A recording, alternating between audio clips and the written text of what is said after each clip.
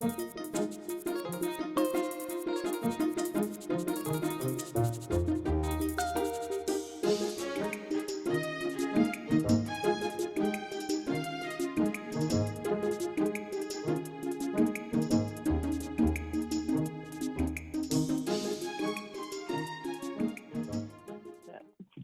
that it's 7:04 p.m.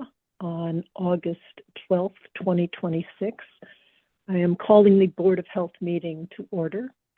And first thing we'll do is, since this is a virtual meeting, all board members will announce their presence in alphabetical order. So Darrell Beardsley, present. Steve Constantine, present. Rebecca Honeywell, present. Rose Kutchaporakal, present. Okay. And the next thing we have is whether there were any items not reasonably anticipated by the chair 48 hours in advance of the meeting. Is anyone aware of anything that is time sensitive that should be addressed tonight before our next meeting? Nothing from me. Okay. Yes, I am also not aware of anything. Mark is muted. I don't know if he... No, same here. I have nothing to add to the agenda for tonight. Thank you, though, for asking. Okay. All right. So we have a presentation at 7:10. Is there anyone who is here in the audience for something that is possibly brief, as in 5 minutes worth? Okay, hearing none, what we can do is let's take the appointment of Stantec as the supplemental health agent for 168 Woodland Street. Would anyone like any discussion needed among the board? We've done this before for Stantec for selected projects as appropriate. Anyone have any comments, or shall I make a motion? I think I'm fine with it. I think a motion is in order. Okay. So do we have a motion to, or I move that we appoint Stantec as the supplemental health agent for 168 Woodland Street. So moved. A second. Okay, any further comments? Hearing none. Darrell Beardsley, aye. Steve Constantine, aye. Rebecca Honeywell, aye. Rose Kutchaporakal, aye.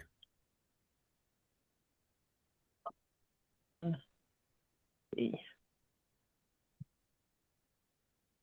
3 minutes. Mark, 155 Maple Street update, or is that too complicated?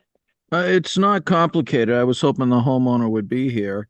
We set some guidelines for this property, and actually deadlines, I should say, or at least that they have the plan into us by the end of this month and it be installed by the end of the year. I informed the homeowner and the contractor. I was hoping the homeowner would be here, that we would be discussing it, but she's not that I can see. But I can update her beginning of next week or tomorrow on the status. But I have not yet seen a septic plan submitted for this property. This is the property that has a failed Title V. It's now past due for the installation of a replacement septic system. So pretty much I'm hoping that I can report to you at the September meeting that the plans are in. And, we'll start the review process. It has to go to conservation prior to the Board of Health. I expect that's going to take a little bit because there's a pond not too far from that location, with the location of where the septic system's going. Yeah, okay. All right, so not yet. Yes, keep us updated about if and when the plan comes in. So I will do that, yeah. Good to go for the next meeting. Yeah. We can put that on at the end of this meeting. I'll just add that to it as well, to give an update on 155 Maple. All right. Since Excellent. we have a presentation coming up, and Tom, I'm assuming that you have something you might want to show. How about if we experiment with getting the share screen I would love to share. permissions over to you? Okay, Tom, I just clicked to make you a co-host. You should be able to screen share. I'm gonna stop sharing. You let me know if you now have that ability. It lets me do the share. Amazing. Then I will give it to you to take it away. Fantastic. Well, Or thank you can you. wait 1 minute if you don't mind, just so we can. No, yeah. I don't mind. I don't mind. So you can pull it up. I think we're close. I have pulled it up. Can you see? Oh, I'm not seeing it yet. I'm seeing it. Oh, I see it. okay. I see it. I can see it. Okay. All right. Daryl, I was on a Farm Pond Committee meeting last week, and some of their members had an older version of Zoom, and they had trouble seeing it. Yes, I did get a message today that when I said allow for audio and video, making the audio, but not so great on the video. I thought it was just not transmitting me, but anyway, I will listen attentively. Actually, I sent the PDF to Sarah. Maybe she can email it to you Yeah, I can do that. and the rest of the board. Yeah. Whatever's easy.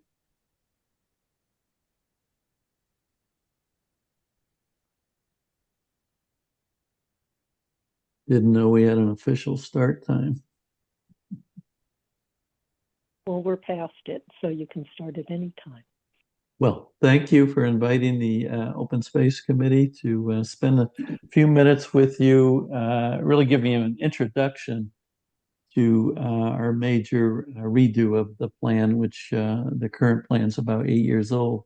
I'm here with our chair, Sam Nelson, and our purpose is to give you a little flavor of the revision we hope to be finishing up this fall, and that we hope to have actually a printed and edited document that we can send around for public comment before the end of the year.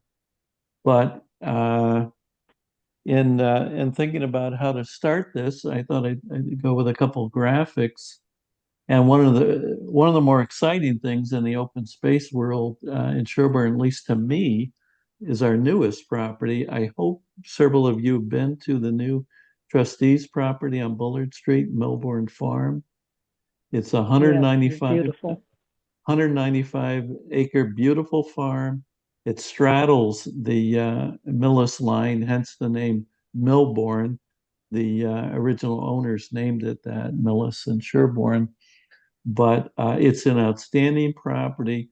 And the other exciting thing is it's our first Sherborn property with publicly accessible trails.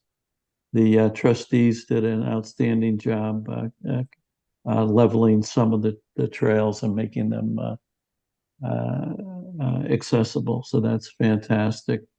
I think many of you have lived in town for quite a while, so I assume you're aware, but I wanted to show you some of the maps we're using for the plan.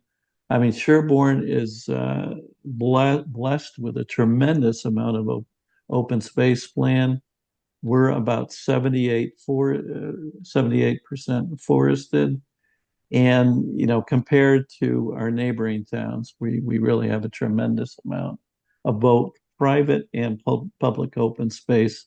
And of course, one of the first benefits to that you see on the right-hand map, basically a heat map of heat showing relative surface temperatures. And, in a week like this, we are really lucky compared to a lot of our neighbors. Beautiful. We're a cool town. Yeah, All cool right. town. Good one. My slide is not advancing. Sorry about this. Let me exit.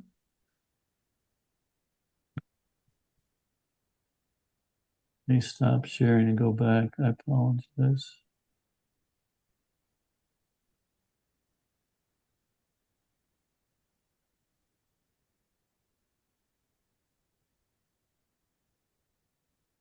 Okay. I added this slide special to your committee.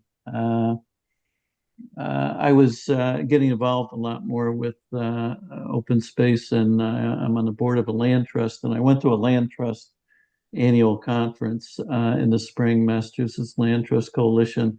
And this pediatrician just gave a fantastic presentation on the benefits of open space and recreation to her patients. So, if you're not familiar with some of this work, given that you're in the public space, public health world, you might take a look at it. But it was really eye-opening what she shared. Now, what is the Open Space Committee? I wanted to make sure you're aware because we're not the most visible committee around since we just do open space plans about every 8 to 10 years. But our primary mission is the protection of our open space, the environmental and recreational resources in Sherborn. We are required by the state to create this open space and recreation plan that includes, our organized and formal recreational activities in town. In this planning process, we come up with lists of goals and recommendations and strategies, and we assign those to different town boards, committees, nonprofits, etc. And near the end, I'm going to show you a couple of things we're hoping to assign to you for homework. And the state had required these updates every 7 years. It's now gone to a 10-year format. And that's the plan from 8 years ago. Hoping some of you may have seen it. But if you're interested, there's the link. The committee itself, there's 8 of us. You see the membership here. Our one associate member, Kelly McClintock, moved to Medfield, but luckily we still have his help. But many of these names you probably know, Marion Neutra from the Select Board. Myself, I'm also on the Groundwater Protection Committee and recently rolled off the Energy and Sustainability Committee. Nick Rodenhouse is a retired Wellesley College ecologist professor. Nicole Wiemeyer chairs our Disability Advisory Committee. Kevin Stevenson's an IT professional. Dave Welch, many of you know from our Rec Commission. And we got some great support from a number of staff members that you know. Here's a busy slide. I want to quickly introduce or define what we mean by open space, and really we're focusing on what lands have some level of protection, both at the local and state level. Sherborn's roughly about 10,000 acres, makes the math simple. We have permanently protected right now about 30% of the town. About half of that is owned by the town, and most of that is conservation land in this darker green or town forest in this lighter green. But there's plenty of other town lands besides that. The state has about 156 acres. 125 acres of that is Farm Pond, a great pond, and you go on and on. Mass Audubon, about 300 acres of the 500-acre Audubon. Trustees are close to 400 acres now with Millbourne, plus they have several conservation restrictions. The Sherborn Rural Land Foundation has 250 acres, a land trust, and the Upper Charles Land Trust, 80 acres. Besides this 3,000 acres, we have what's called temporarily protected land in special tax status with the town, whereby people have put a portion of their land in Chapter 61 Forestry, Chapter 61A Agriculture, or 61B Open Space Protection, and they get a break in their taxes. So that gives you a lot of flavor of the different land ownership, land uses, and on top of that, if you look at more or less the white shaded area of the map with all the parcels cut out, that's all your properties. As you know, you and many of your neighbors have plenty of open space, so that's why Sherborn is in such great shape when it comes to open space. Here's just an outline on the right of the current state guideline for the open space plan. We're pretty much done with 3 community setting, 4 environmental inventory and analysis. I'm working on that with Nick Rodenhouse, and the inventory of lands. Right now, we're finalizing our needs and action plans. And when we're done, we'll write the introduction and then summary and ask for public comment. In creating the plan, one thing that helped earlier around the beginning of the year, we did a major survey of residents. I hope many people on this call contributed to the survey. We got over 400 replies, which I think is pretty good for a Sherborn survey. Just one example of one of the questions here. But what bubbled up from the couple dozen questions in terms of priorities, they're listed on the right here. Water resources was surprisingly the highest, and things like organized recreation, while important, of course, to a lot of people, fell down with lower priorities. And from that analysis and all of our work, we've got 6 broad goals that you see right here: water resources, promoting biodiversity and resilience. For the first time, we had a lot of focus on climate change in this plan, and safeguarding open spaces and the scenic character, and of course recreation and the facilities for our organized sports. I'm going to jump to the needs. When it comes to needs and strategies and actions, these are the 7 major areas, and this is where we're coming up with different actions and thinking about what towns, boards and committees might be able to help. And we did this similarly 8 years ago, and some of the goals have carried on from there.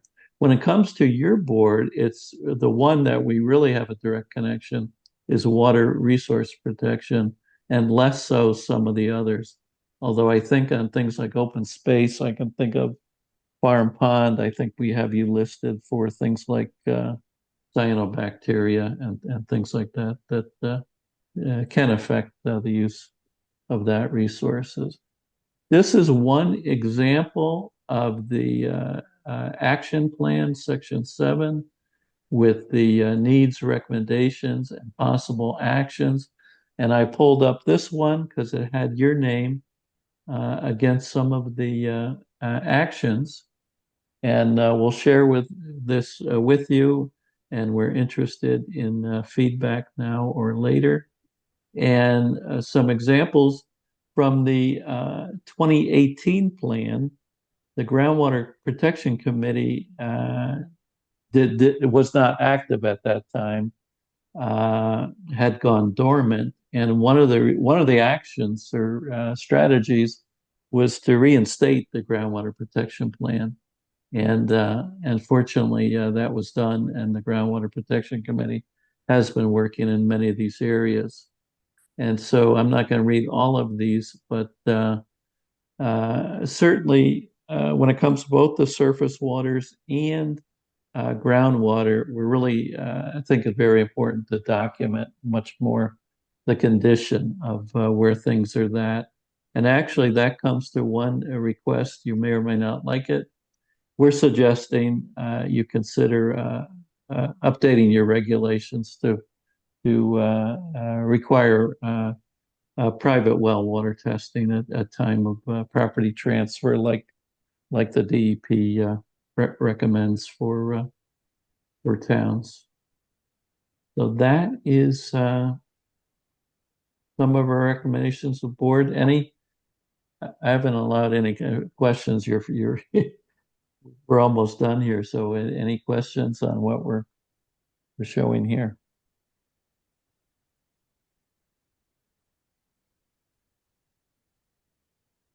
Quiet group. Sam, you want to add anything? Yeah, I guess I just would like some feedback from your group. We have, as Tom said, we are suggesting that there is a requirement for well testing at the time of home sale, and we have actually designated Board of Health as being the lead on that. So we would be very curious to know if that is something that you are willing to take on. I think we should have a discussion on that. It's come up a bunch of times. And I do have more experience in the commercial world with this for clients and what it means for a property. I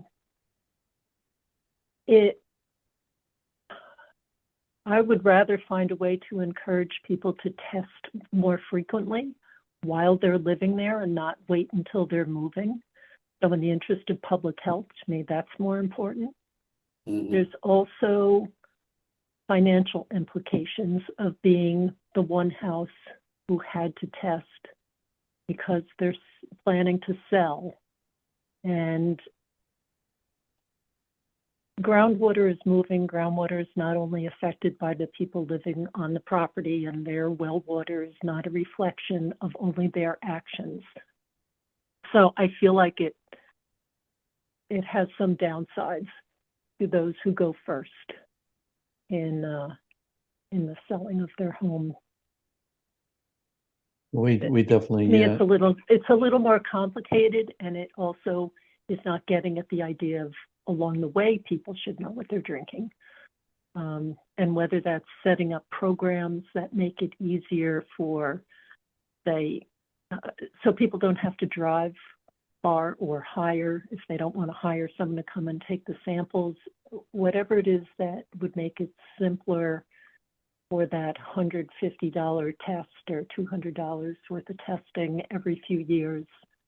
I mean, that would be a place I would rather put some energy, but it's very hard for us as a regulatory board to organize that because it just is. And it also implies like obligation to report to us on findings or not. But really, my objective would be that people understand where their water is and what treatment might be needed, if any. Some of our recommended actions, somebody on the committee used the word aspirational. We're not expecting this to happen in a year. This could take 3, 4, 6 years, to get regulations changed. So it's just something we want to put out there and have considered. I see Rebecca has her hand up. Go ahead, Rebecca. She's muted.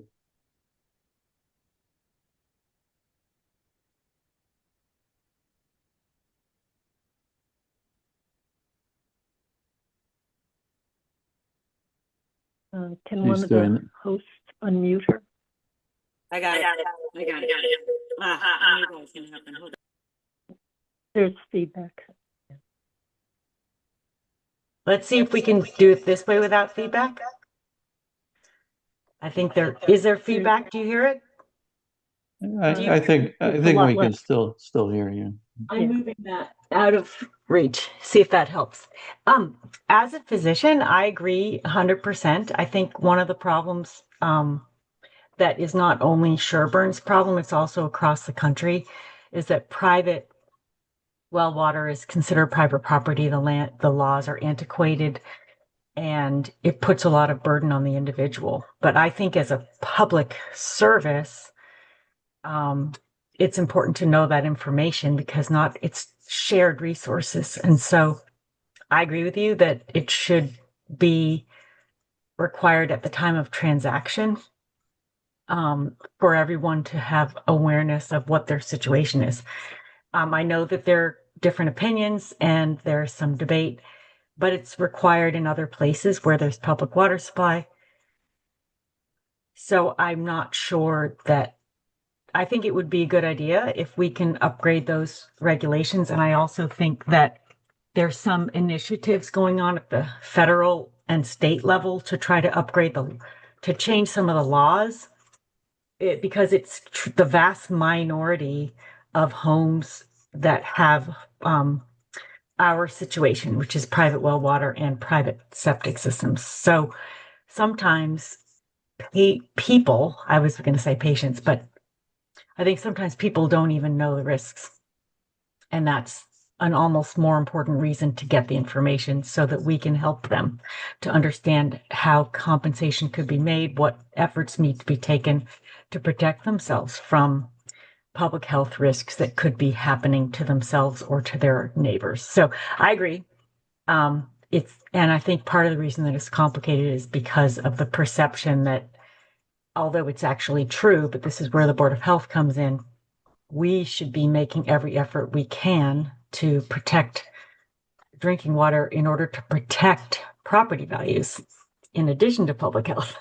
Because I think sometimes people's perspective is they don't want to affect their property value, but the reality is we can help with that by enforcing our regulations.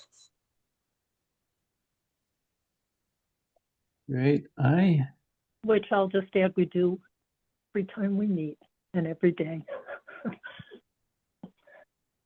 I think one of the other concerns of the Open Space Committee is that not only would testing protect the potential new home purchaser, but it's also a way to start to collect data on our well water. If testing wells is voluntary right now, we may collect some information, but it depends on volunteers. But if we are beginning to require testing at the time of home sales, then we are building up a database, which could be very useful in tracking the quality of groundwater as we move onward. Otherwise, we're just kind of relying on voluntary testing to try to create a database, which may work, but it may not work. So I think that was just one of the other concerns that we were thinking about as we were proposing this motion. Good, thanks. Some of the things that we've talked about in the past, not the Board of Health, but the former Groundwater Protection Committee makeup, was supporting some sort of testing program. Again, I mean, one year I was going to pick up containers and I just called a whole bunch of people I knew and said, if you want to participate, I'll get the containers and I'll bring them back to the lab. You just have to, specify to the lab what tests you want run and pay for it. And I showed people how to fill up containers and all the rest. But if it was not a regulatory body, it might be able to be organized so that people were getting the test results. And then there might be some way, rather than pinpoint a particular property who participated in that, and have their data, is to do a kind of a grid and just have people note the grid that they were in and the test results, to make it a little more anonymous. And also some of this comes from right out of grad school. I worked on something looking at how do you value the water serving a town, whether it's a municipal water supply or individual wells. How do you put a price tag on that for an industry who has contaminated the groundwater? And Woburn was happening kind of early on. Acton is a town more like ours that has a similar situation, and the housing market went drastically down in Acton. And I'm talking how many years ago? 40 years ago. So, or more. So that is the impact I don't want to have. I want to have awareness of what people's drinking water quality is like. It might help reinforce what we can do programmatically within the Board of Health that can help us defend our regulations. Lots of good things, but it shouldn't be waiting till sale. It shouldn't be isolating the house that's on the market at the moment until everyone becomes more aware. When we bought here, partially I'm in the field and partially lenders would require water testing for some period of time. I guess that doesn't happen anymore. But it was very easy to just tell a homeowner, I want to grab a sample. And then you can make sure that, you don't, most people don't even want to trust the results of the current homeowner.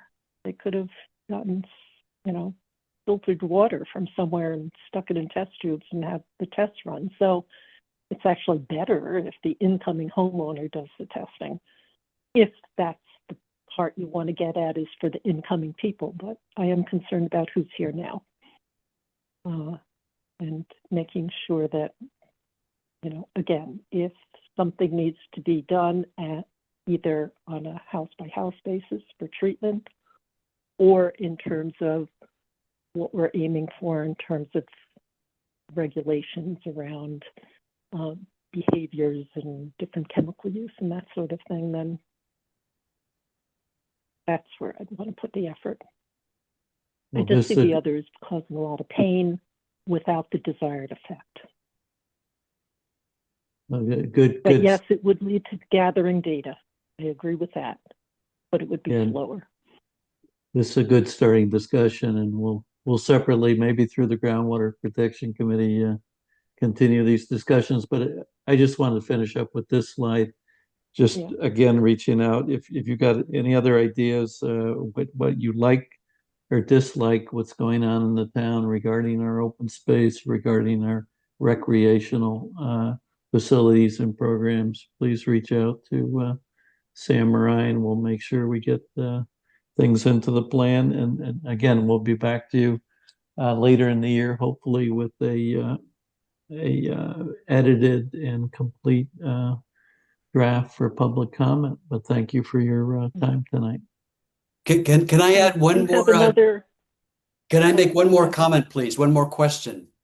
And that is ticks.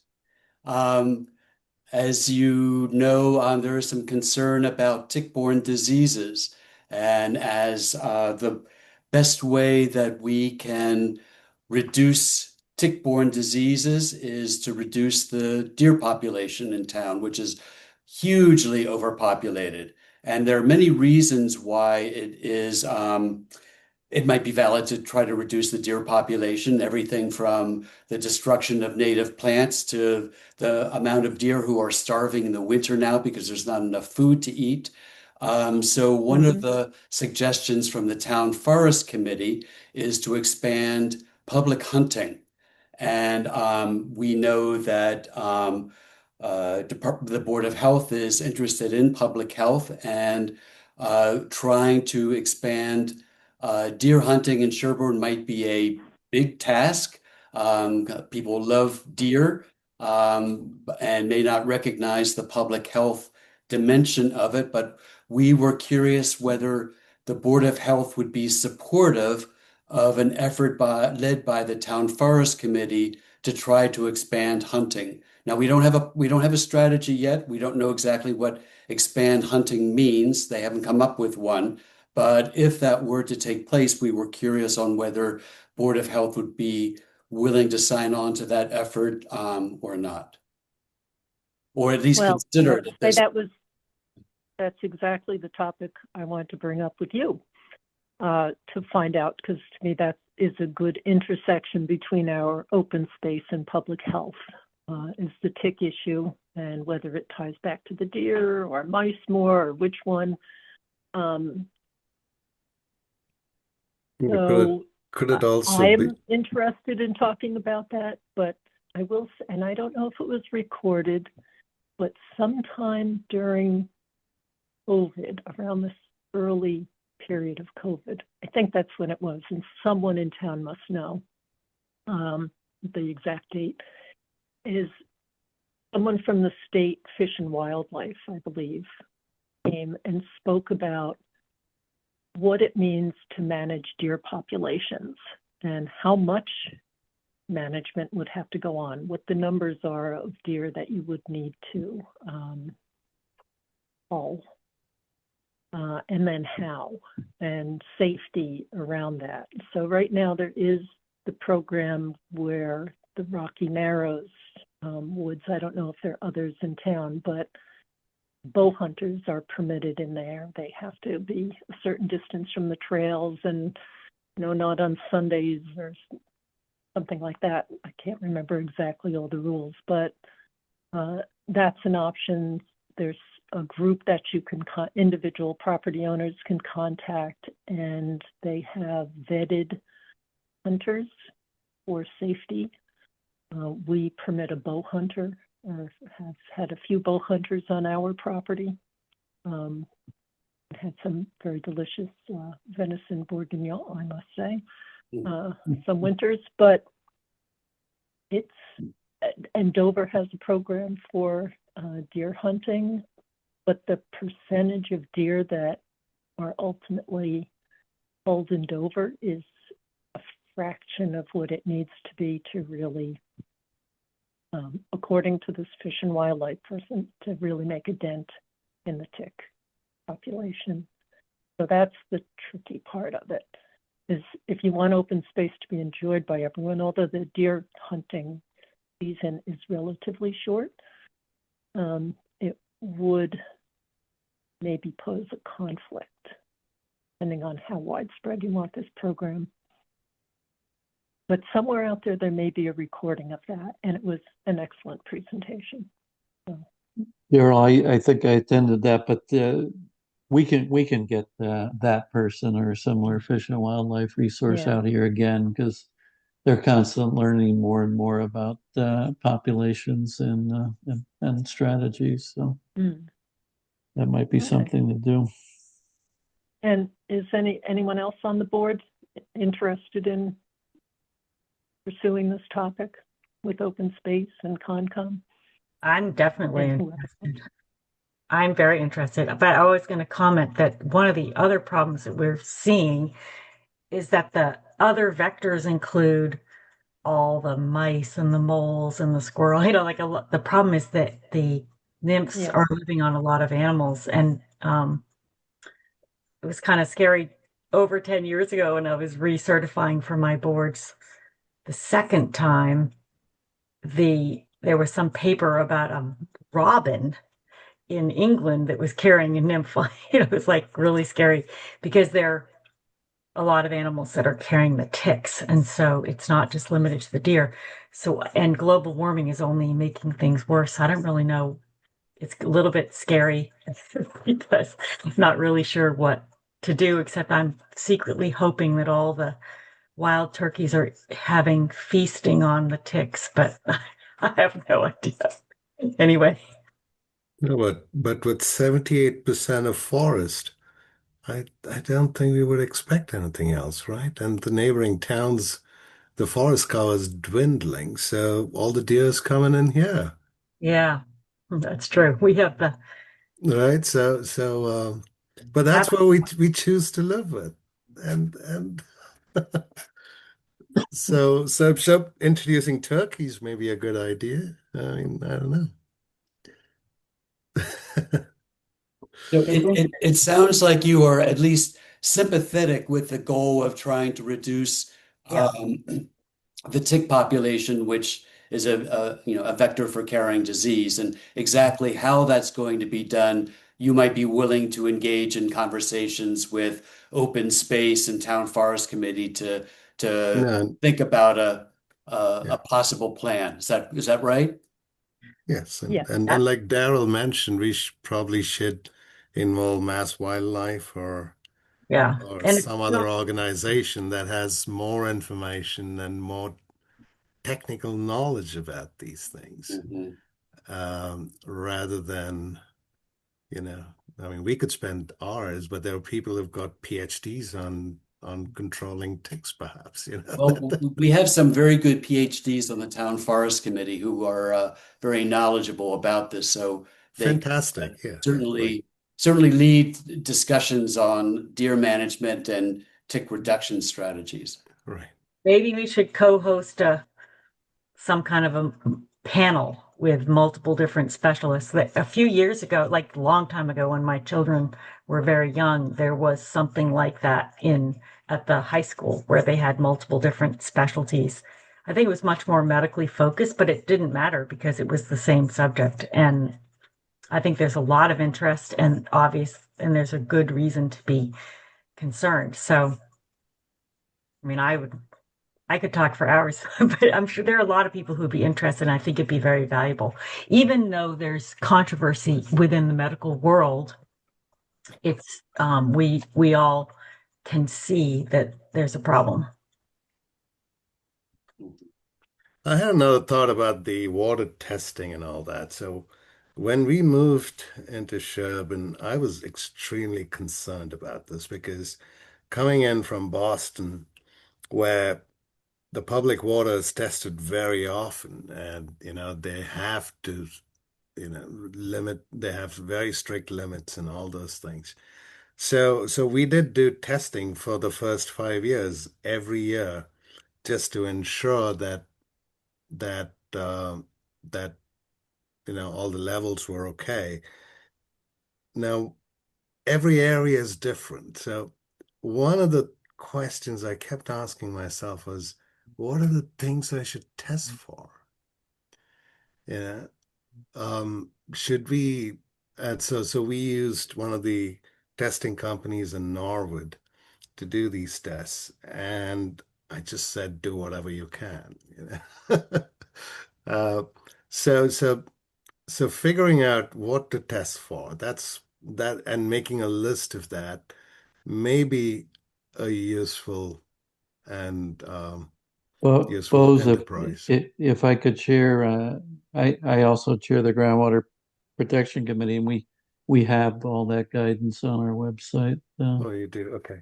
The other And Yeah, the other thought I had was at some point, and I was even yesterday talking to Mark Oram about this, and Mark said, Tom, you've spent so much time and effort in creating databases of all these things. I mean, this is amazing work what you're doing.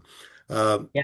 so so um so instead of trying to identify the property or the grid or the location, let's take Sherburne as a whole. And if anybody did water testing, they could fill the data anonymously in the database.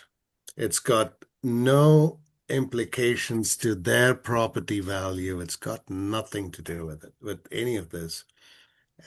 And then we would have a database. So would we that be a good we way to do it? it's a great thing to do, and the groundwater protection committee has learned a lot from two studies that we did. One with the state, and your board was involved with it also for PFAS testing. Mhm. Unfortunately, it was only done on like 35 properties in town, but we learned a lot, and it was strictly anonymous.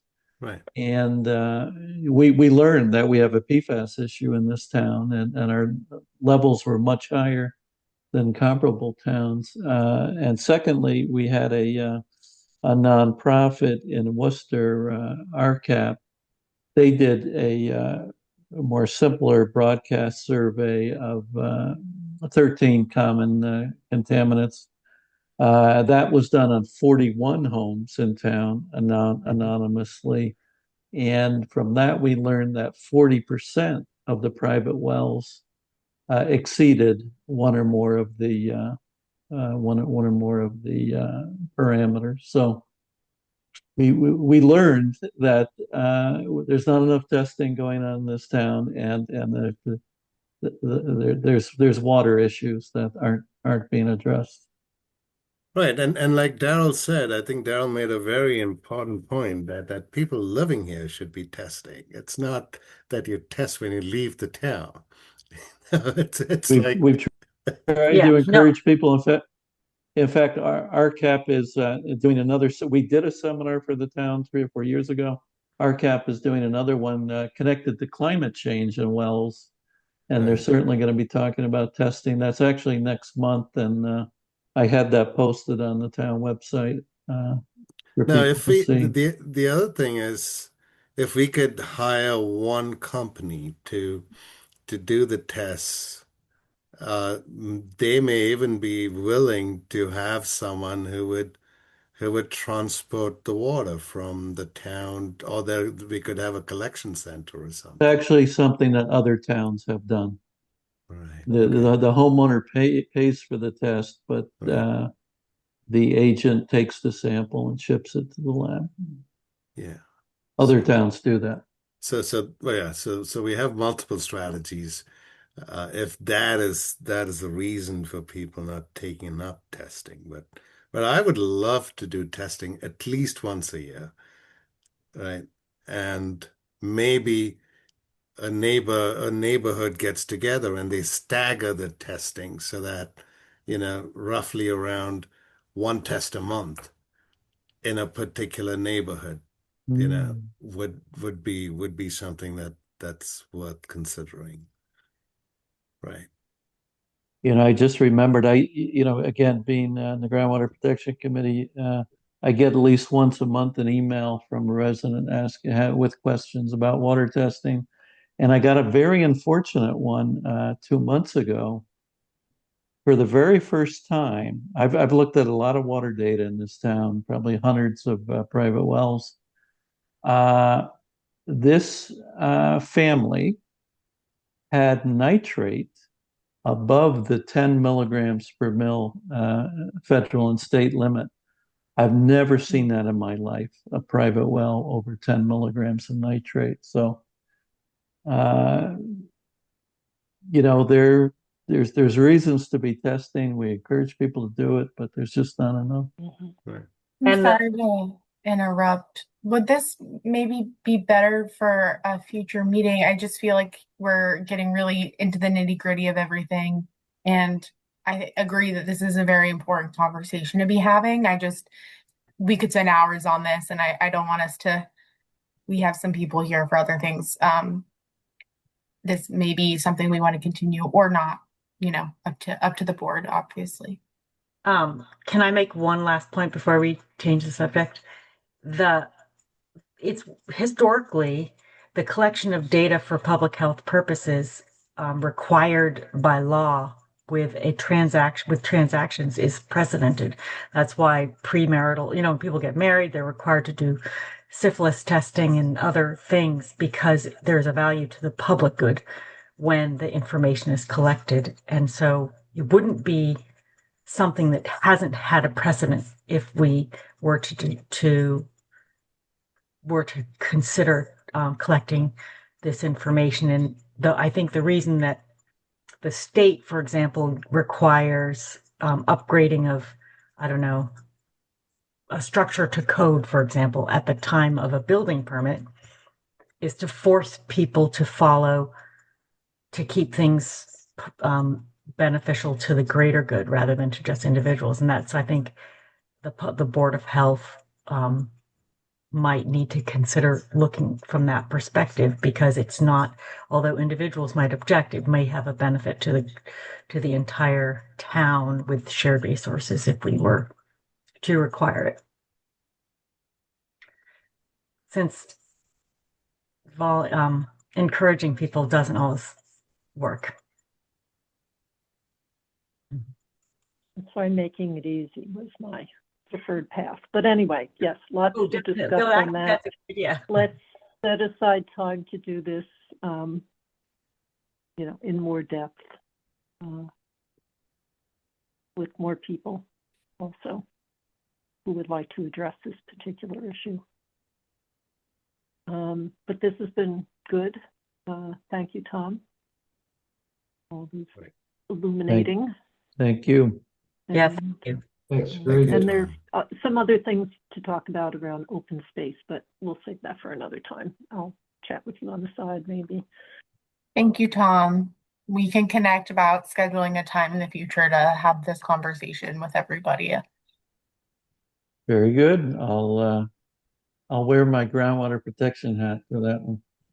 Sounds great. Well, we can loop in Sam with his open space hat. Sounds good. Again, thanks very much, folks. We really appreciate it. Thank you guys. Thank you, Have a Sam. good one. Good night. Take care. Good night. So before we move on, because that was our one scheduled item, I just want to see if there's anyone waiting for something who might be a little shorter. For example, 1 Whitney or 51 Western Ave. Mark? Yeah, I don't know if the Mhm. person for 1 Whitney Street's available or the person for 51 Western Ave, if they're here in the audience. If they are, if they could let us know. Yeah. Before we move on,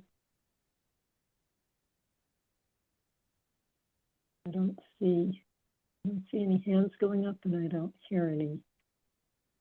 I don't So I'm going see the applicant for 1 Whitney Street here. Okay. Nor 51 Western. Or 51 Western. Let me double check. Okay, so then let's go to, how about Meadowbrook Commons? As I did see High and Bond, unless they're here for other scintillating topics that we're talking about. But, No, I am here for Meadowbrook Commons. Thank you. okay, all right. Okay, so I had been checking in with peer reviewers that the town and the Board of Health has used in the past, and had reached out. I have to say, kind of return calls, I guess, just got a little slower because it was the summer, people are on vacation, other kinds of changes going on. In any case, and so I've been able to contact one peer reviewer who we've used before, not always as a peer review, but certainly as technical support for specialty issues related to Sherborn, including water quality testing. And that would be Drew Smythe from TRC.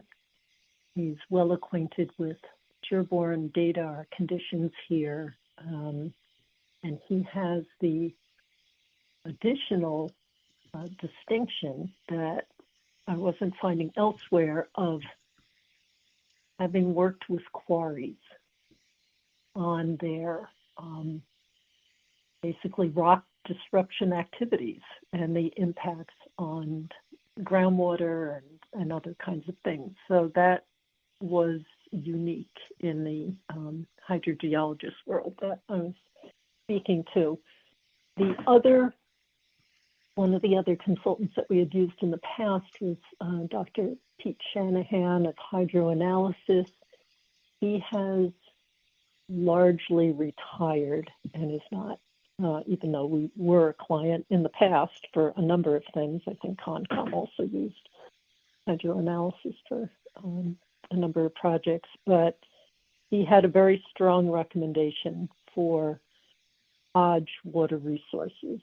And I did reach out to that person and spoke with the owner, and they certainly have the experience in the kinds of things that we might want to look at, including the bedrock disruption in terms of impacts and analysis related to that, but not as direct, with both the activity of blasting or drilling or hammering and groundwater modeling, but Hodges Water Resources does a lot of modeling and analysis for issues. So both of them seem very strong. I am waiting to get a resume from one of them, and then we can distribute that out to the board. So I don't know if we'll be able to make a decision this evening. And I also need final kind of hourly rates from them to make sure it's in line with what other rates have been. So I've had partial information on that, and it looks favorable so far, but I just wanted to have a more formal read on what that would be. And I think they're both have time available in the near term, so that also works out. Was that Hodges, Hodges? Is that correct? Sorry, I was using kind of the possessive, but it's Hodge Water Resources. Hodge. Okay. .com. Thank you. Okay. But yes, Drew has, Smythe of TRC has more years in the field, but Hodge has depth of analyticals. So they're kind of fungible. And the other option that I will just throw out there for consideration is that, again, to keep things moving along, if there's any constraints on their time, maybe we split them up since they both are tuned into what our issues are from my discussions with them. So they know what it is we want to understand, which is narrow, fairly narrow. Is we could take the bedrock person and have them work on that, and we can take Hodge and have them work on the irrigation issues. So thank you for putting in that research. It's helpful to have names. I do have just a few quick questions. Just one, okay. I do want to introduce David Buckley. He's here with me from Toll Brothers. Jeff couldn't make it today. Okay. And we're also joined by Rick Grohl, who is our blasting consultant as well. So just wanted to make the board aware that they're here with me. In terms of the peer review consultant, don't have a preference on either to say, but I think it would be helpful if we start defining the scope of what we're submitting. We have talked about submitting an earthwork permit, a well permit, and I think there was still discussion on if we were formally submitting an environmental health and impact report. So I think the consultant themselves are going to want to know that as well, what they're being scoped to review. Yes. And then I would say in that idea of splitting the peer review, I think our preference is always to stay with one if we can. It usually makes the process smoother where you have one consulting getting to know the documentation, getting to know the site and the constraints, and can look at it holistically. Mm-hmm. So I think those are my thoughts on that. So we're happy if you want to prepare a scope for them to respond to on peer review, but I think we should clarify exactly what we're submitting tonight as well, if we could. Okay. Yeah, I thought I had lots to double check whether the email went, but yes, we do need more information. Absolutely. From you on, certainly on the bedrock side in particular. Mm-hmm. You know, how much from where. I've seen some information that I guess was part of another report submitted to Mass DEP possibly, but I haven't had a chance to go through that to see if all of what we need is in there or if that's more broad strokes. But it seems like there's going to be a fair amount of material removed. So you are correct on the earthworks. It sounds like it's going to be, orders of magnitude above our 350 cubic yard kind of metric for triggering certain things. So what's going to be removed from where? How are the fines, or whatever you'd like to call it, going to be managed on site?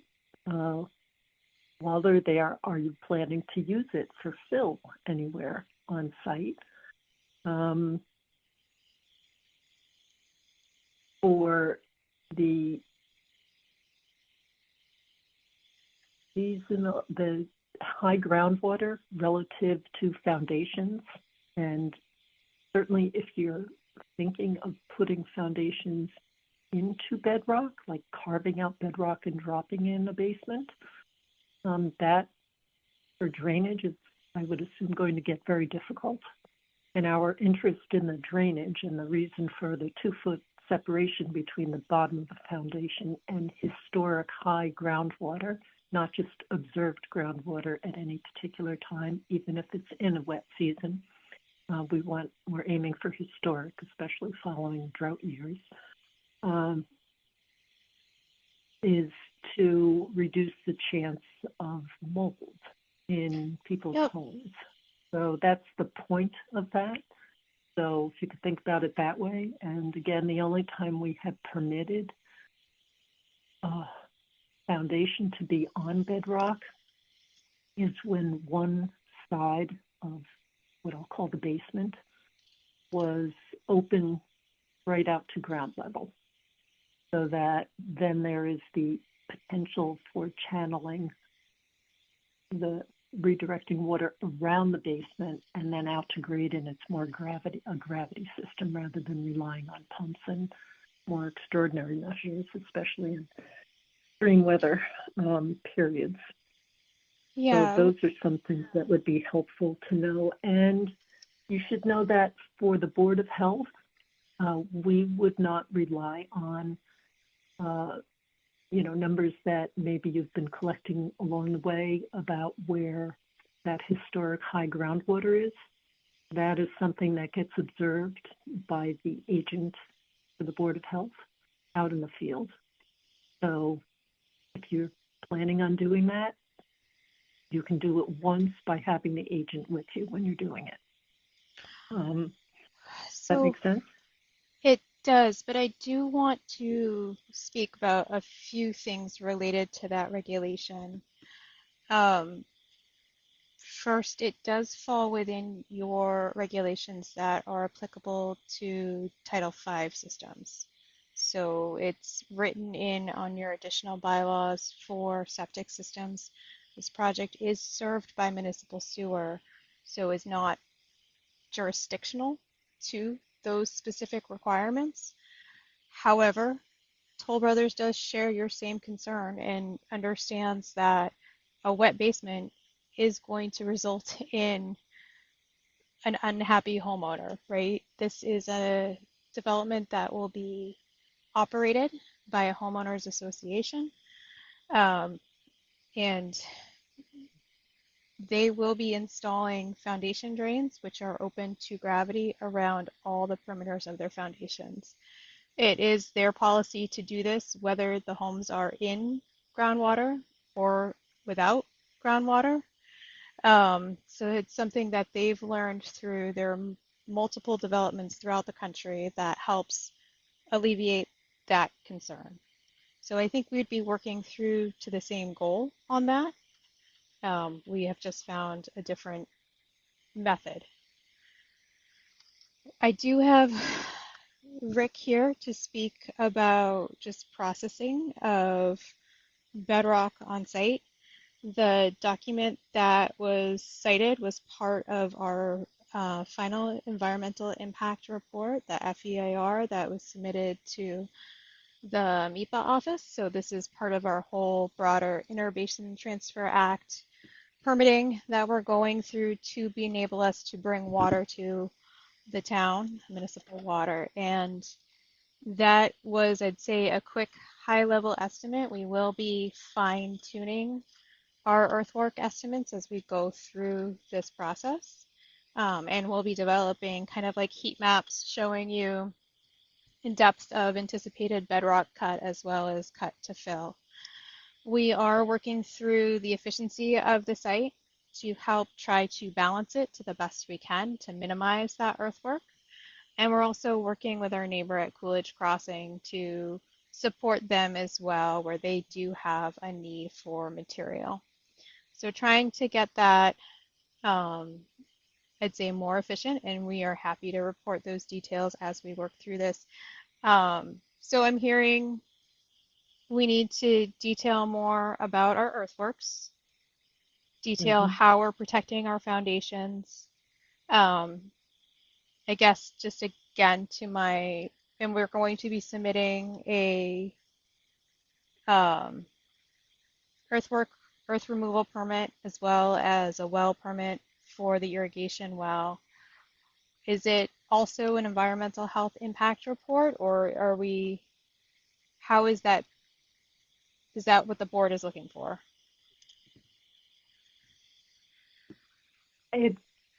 So we've done few EHIRs in town. They have typically been tied to larger or otherwise unusual septic system situations. Okay. For the most part. That section is, some of the requirements that we had for the EHIR was targeting the dense, large scale, dense effluent plume from septic. That does not apply here. The area of impact analyses and nitrogen loading calculations, that sort of thing, and what the steady state level of nitrogen would be in the effluent and how far down gradient from the system. So the rest of it has been left to be determined based on the project because there is such incredible variability, even with our single family homes in town, incredible variability from one property and project to another. So we have tried to make it so it would be more flexible. I don't even know yet. I don't, except for the things that we're mentioning that we would like to see and then have some analyses done on what the potential impact is of the bedrock disruption, might be, or what other kind of best management practices we might want to see or checking along the way. Not sure yet, that's kind of what the peer reviewer would be helping us with for practical measures to take. Because it's a known phenomenon that even just drilling a well, the disruption of the rock or the borehole can result in elevated levels of various minerals for a relatively short period of time when installing a well. So it's not uncommon to see a spike, but when you're removing this much, and there have been other things in Connecticut and some other locations where it's just suspected that bedrock disruptions can sometimes result in leaching at a very high rate. And manganese is a particular concern for the kind of rock we have around here. So really our regulation very specifically right now is just that as the applicant will need to alert, get a list from the assessor's office. We can give you specific guidelines of how to go do that and the timing and all the rest and what the notifications should say. But you will need to send out notifications to property owners within a quarter mile of not just the center of the site, but of the site, so any edge of the site. And the assessor can provide that. They can figure that out and just give you a list. And people just need to be notified that if they want before and after testing, pre-project and post-project activities, that they need to do their testing, by such and such a date before you start doing that. So that's where our regulation falls, just so people have something about a before and after status. So we're concerned about it. We've seen things happen in town with a few projects. So that's what it's all about.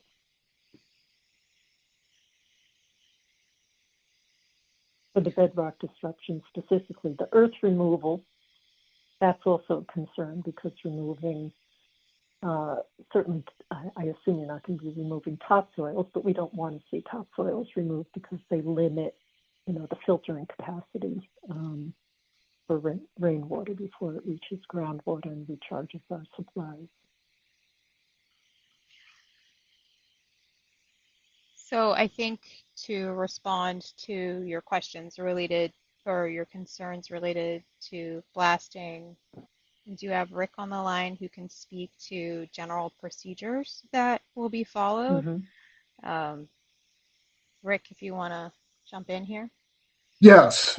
Thank you. Okay, so we're going to do this. You don't have to do every detail because what I'll be using this information, and especially because we didn't include like a presentation on the details, we're going to talk about the peer reviewers. So, but whatever information you give me, think of like what will help us tightly define the tasks for the peer reviewer.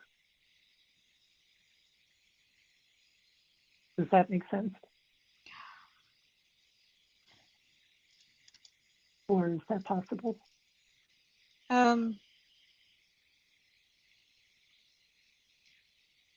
I mean, you can define, whether you're doing a mix of blasting, drilling, hammering, what do they call it? Like expansive grouts or something that help fracture things. That would be helpful to know. We can certainly include that information. I guess I just don't want to delay the process, right? So I think we'll get our materials compiled, but in the meantime, I do think it would be helpful to have a scope to give those peer reviewers so we can get them lined up, get them drafting their proposals, get them under contract. So when our materials are ready, there's not that typical potential like 2-week to 6-week gap of getting somebody else under contract as well. I just didn't know whether was it Rick was going to speak about a lot of details that we would be writing down now, or will we get something in writing shortly? You'll absolutely get something in writing. We just want to, give the board a chance to hear from our expert how things are going to happen, and we can respond to questions now as well. Okay. No, and to me that feeds into the peer reviewer process, but if it was too much detail, I would feel that we should have listed it differently on our agenda because we are not, per open meeting law, supposed to discuss things that don't fall under our heading. So that's my concern. I'm just trying to stay on track on a regulatory requirement front. But I think describing what's coming in a way that we can use that to start prepping the both ask more questions of the peer reviewer choices and get that moving would be good.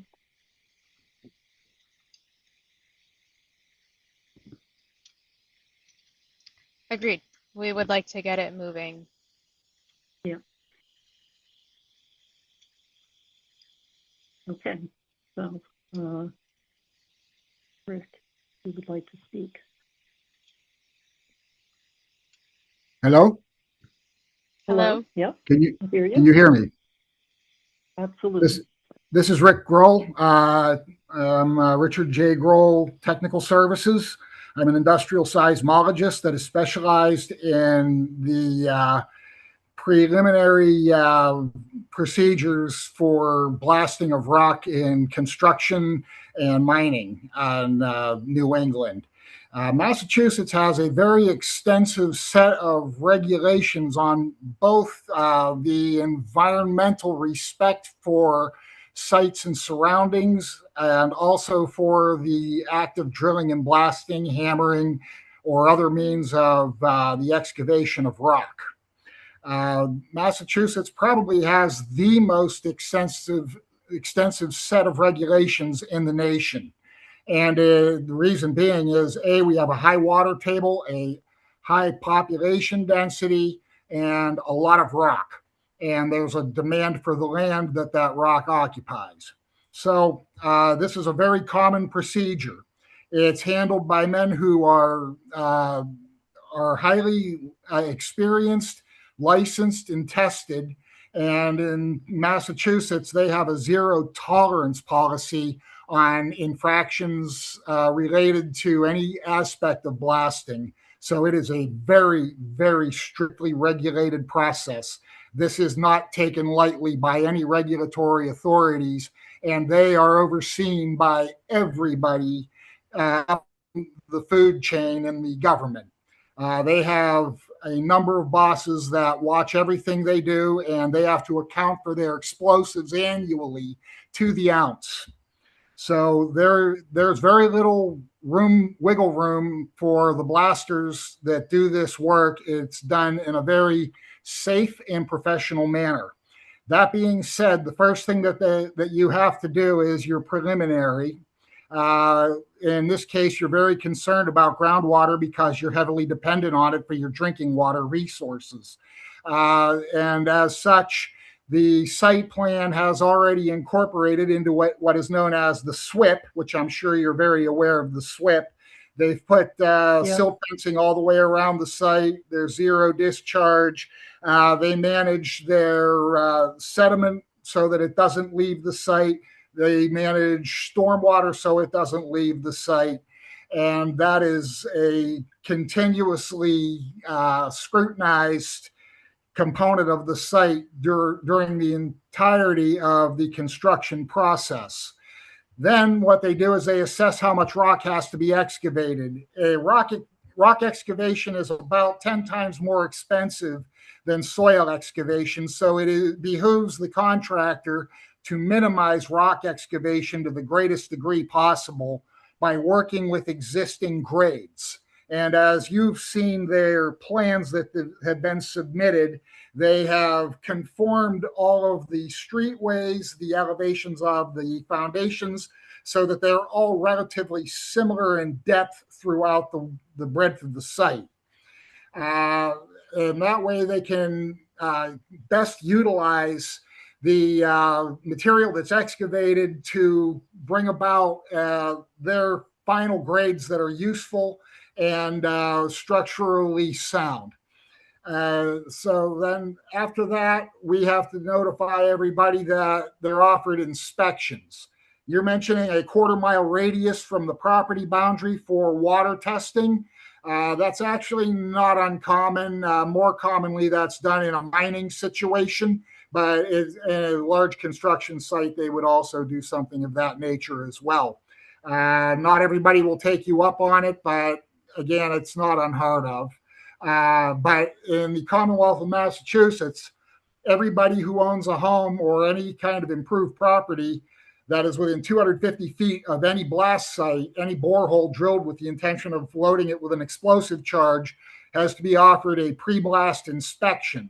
And this is a regulatory requirement to get a blasting permit. The blasting contractor has to take a letter from the person that performs the inspections to the fire department to demonstrate who was offered an inspection, who had one done, and who didn't. And at that point, they issue a blasting permit to the contractor for 30 days. There are many, many steps involved in this process, and there's an enormous amount of scrutiny. It's very carefully planned and executed. Every foot of hole that they drill into the rock, they charge for. Every ounce of explosive that goes into the ground is charged for. So there are a lot of people making sure that everything is done to a very tight specification. There's very little room for or space for second guessing. This is a very, very strictly regulated process. As far as the continued blasting, while they're blasting, the contractor has to maintain seismic monitoring at the closest structure for every blast, and they have to make that available to the fire department on request. That's the regulatory authority in town. Within 6 hours of when the blast takes place, should the fire department request it. That's a regulation as well. So there's no just taking a measurement and sitting on it. They have to be able to produce it quickly.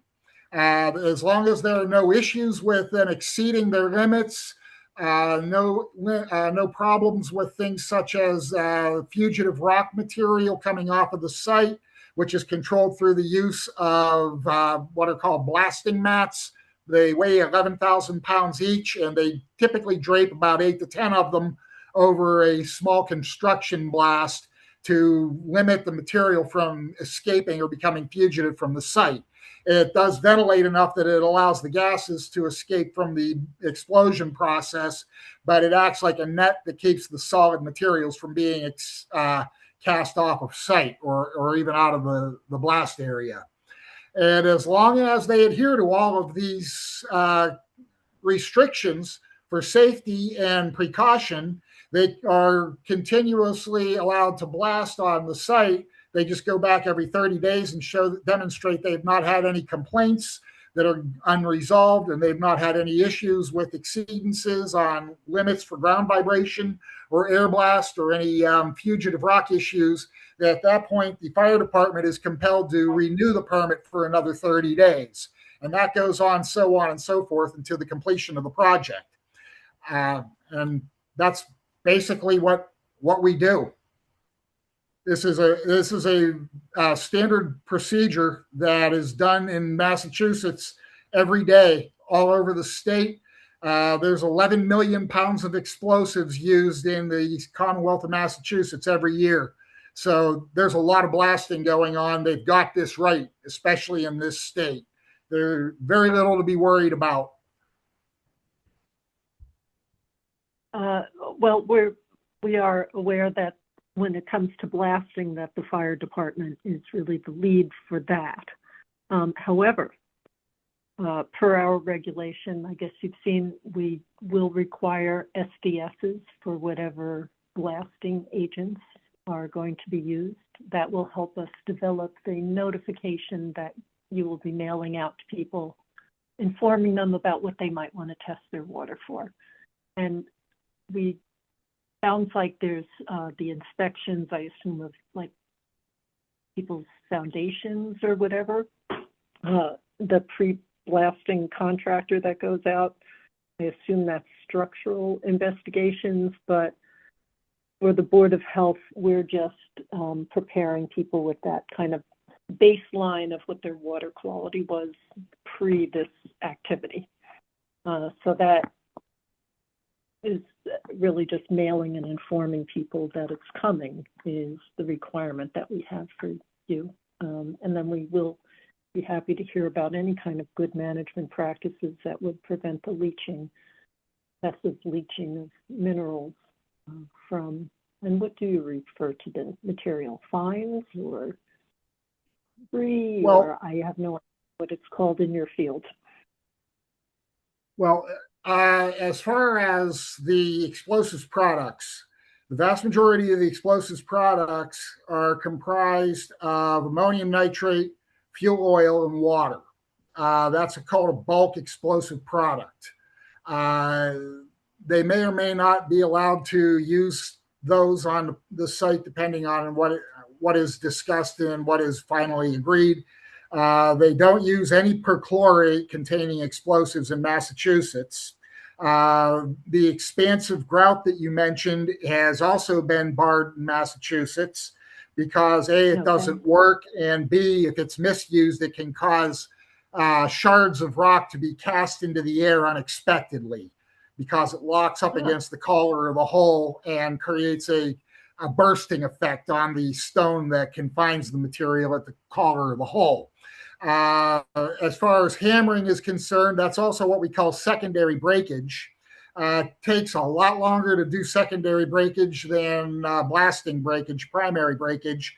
And typically they try to design every blast so that the rock they need to get out of the way is out of the way once, because the blasting contractor does not get paid to break the rock twice. He does that at his own expense. So they have to make sure that their designs safely and effectively break the rock to the satisfaction of the general contractor. And in doing so, the explosives products are entirely consumed in the explosion process in the borehole. And what you're left with is carbon dioxide, water, and some NOx gases, which escape the site. Excuse me. So there should not be any leaching of explosives products after the blasting takes place. That is all evaporated with the explosion process. There should not be any chemical reactions with the rock as a result of the explosion process. The rock is not going to change in composition simply because it's disenfranchised. And whatever ground chemistry you have out there now, you will have after the blasting is done, because it's still the same rock, it's still the same overburden, and it's still the same groundwater that you've had there all along. They're not bringing anything in extra. We understand that. It's more that the surface area of material that is exposed to rainwater, there's just more leaching potential if the material is something that would well, you're making a point that it's the surface active area of the newly broken rock that is a potential leaching hazard, but it's the same rock that it's sitting on top of. There's no difference in the chemistry of the rock. And there's no difference in the chemistry of the groundwater or the precipitation. Where's that change come from? Can you identify a source of new, other than the explosive product that's used to do the breakage? No, not new material, but as I started out in the beginning, it's acknowledged even for drilling wells in bedrock that it's not uncommon to see a temporary rise in mineral content in the water that is coming because you've just chopped through rock and exposed more surface and little pieces are present. That's documented. So this is just a very similar thing, not just a borehole. It's a large area with a bunch of smaller pieces of rock with I'll be dramatic. Okay, let's say there's salts in the rock. Certainly that would change if it's embedded and encased in rock versus exposed on the surface of the rock. Lots more surface as a result of being broken up. And I don't know what kind of size you get down to with blasting, or if it's a complete mix of from dust to huge chunks. I don't know. I haven't witnessed related question blasting up close. So ask a related question. That's our concern. And again, you don't have to, we're just trying to provide data to the people around it. So that's why you have to get a permit from us so that we can monitor that. To get the permit, you have to notify the neighbors within a quarter mile to do testing of their water. Can I ask a question which is related to the point you're making, Daryl? Yeah. This is for our speaker. You said in your presentation, which thank you very much, was excellent, that the material is removed from the site and confined. How do you do that when the water table is high? How do you compost? Because the blasting causes the rock, which contains lead, manganese, other heavy metals, and other elements into very small particles, which is how it gets into the overburden. Well, first of all, the rock that you're talking about, this is volcanic rock.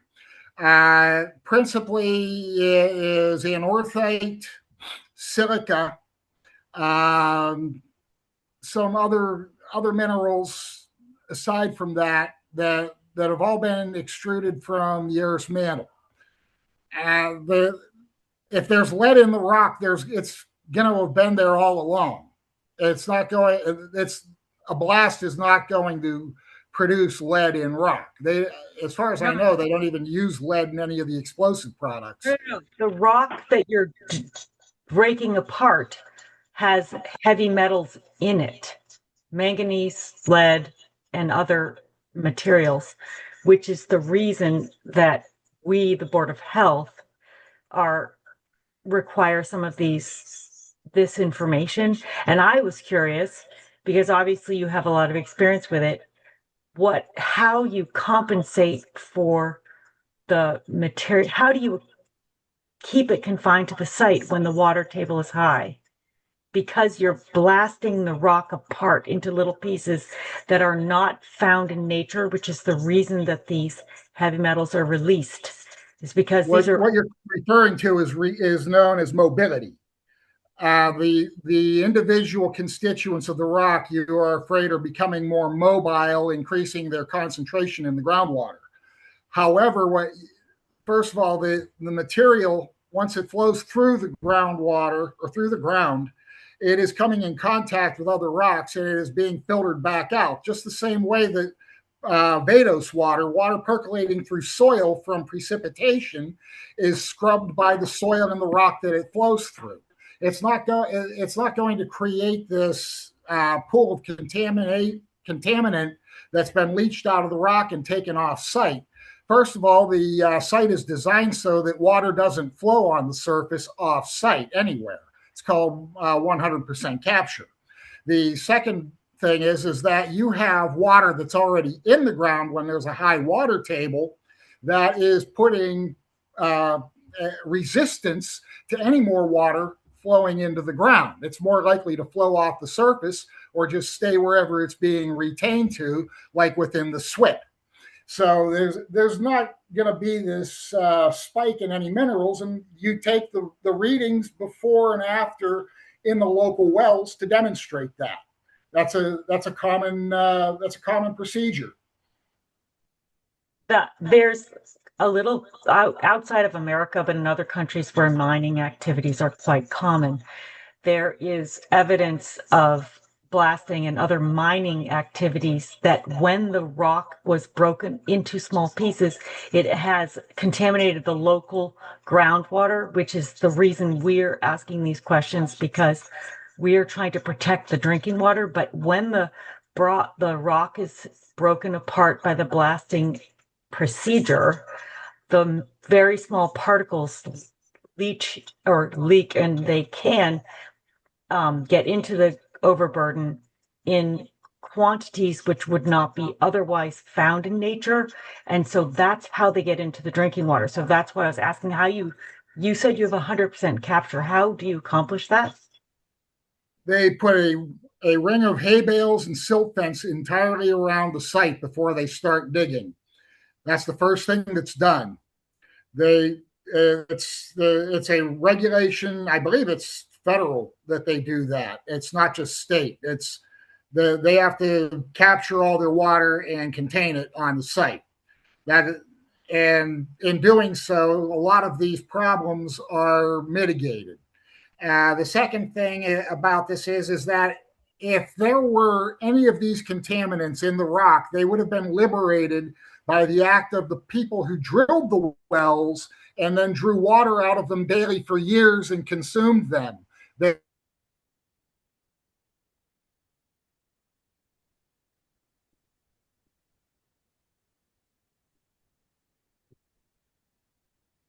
Site. And the reason being is that they, to the rock that they were blasted out of and to the surroundings that lay outside the site area. Okay. All right, let's not go down this path much more. We've just seen with projects in town that the rise, manganese has been the problem, that has showed up on a number of occasions, and it was dramatic, and it impacted the use of the water. So we're just trying to make provisions for that. So Yeah, I think manganese. we're good. It sounds like you're going to do some protective things. I just want to mention when he's talking about SWIP, that stands for SWPPP, which is a Stormwater Pollution Prevention Plan that state and federal regulations have requirements for different activities that you need to control stormwater quality. And construction is one category of that. That is covered there. Industrial, various industrial, agricultural categories, etc. So that's what the SWIP is. So Stormwater Pollution Prevention Plan, which it sounds like, all right, so you're going to work on that. Just a quick question. It sounds like, do you typically do testing of some wells in the area beforehand? Because our regulation is to provide that in the absence of that being done. But we haven't had blasting before. So is there any, if you do that as a routine measure for your projects? Here's how a pre-blast inspection is handled. It is a visual inspection of the property, and you can look at the wellhead, you can look at the filtration system in the house, run the water, things like that as a visual inspection. If you're going to do but it's not take a sample and bring it to a lab for analysis. Well, which is that's okay. if you're just incorporating have overlapping requirements that you're already doing something that we're going to then. Right. If there's a water well on the property, the person doing the pre-blast inspection has an obligation, a professional obligation, to look for whatever he can see of that system and to document its condition. That's part of the regulation. The regulation is written in the language of the regulation is such that it says it understands that certain things are not readily visible to the inspector. Because the inspector is saddled with doing everything within 250 feet of a blast site, the job might be enormous already, and it's just not physically or not functionally convenient to the contractor to do that much work. However, that's where when they specify a water test be done beforehand, you can take care of that at the same time that you take care of the pre-blast, or you can have two separate entities do it as well. I've seen it done both ways. So just so we're clear, our regulation does not require that the applicant carry out the testing of water in all of those homes. We just require that folks get notified so they can go get their water tested. Yeah, that we would not anticipate doing anything more than our regulations. As we were just saying, normally it's a visualized inspection. I mean, we've done blasting numerous times on many different job sites, so we would not be involved in that. That's not typical. Okay, but you do the structural inspections of people's homes. As was just mentioned, that is a requirement. Before you start and after you. Yep, that's a requirement. It's 250 feet. It's not a quarter mile for structural, but that's regulations. Are you aware, if I may, Daryl, are you aware of our regulations? I'd suggest you look at them for bedrock disruption. It's 305-3.10 in our regulations. And that will help guide you to what you need to do, in my view. Thank you, Daryl. Yep. And as I said, we will prepare a version of the letter that you send out. You just are responsible for sending it out. Okay. All right. So this has explained a fair amount that you will be capturing material Again, are you planning on reusing any of that removed material as fill elsewhere? Or you don't have to tell me all that now, but if you could include some information in whatever you write up. Yeah, Just so we absolutely. understand the movement of materials around the property, and it sounds like it'll be across the two properties, and that's fine. We do kind of think of this, they're very different projects, but they are intertwined. So that would be helpful.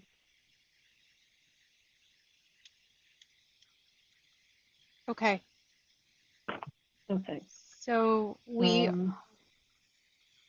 so we are submitting the well permit, the earthworks, and then is the board then considering granting us a waiver to the EHIR, or what's the path for that?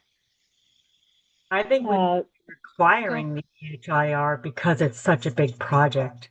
Okay, just wanted a yes or no, My so we noted how to proceed. But the board might vote on it. Could we do that today? As I was saying, we've had very few EHIRs. They've been more formulaic when it's a septic system that we're on top of. But this is something entirely new for Sherborn, this kind of a project. So I don't know that, I mean, I have not yet come up with something that I would specify, but I'm only one board member. Other board members could speak up about what they think might be on the horizon, but I don't think we know enough to specify what those requirements would be. We've talked about some of the bedrock. Certainly, again, we'd like the peer reviewer to take a look at, since they are familiar, presumably at least one, and I think it would be essential to have that particular peer reviewer for that expertise alone, and familiarity of just verifying about the procedures that you're going to have in place for managing that and minimizing this potential leaching of materials from the material that has been broken down into a greater surface area. So that is part of why we want that particular consultant with that expertise. So,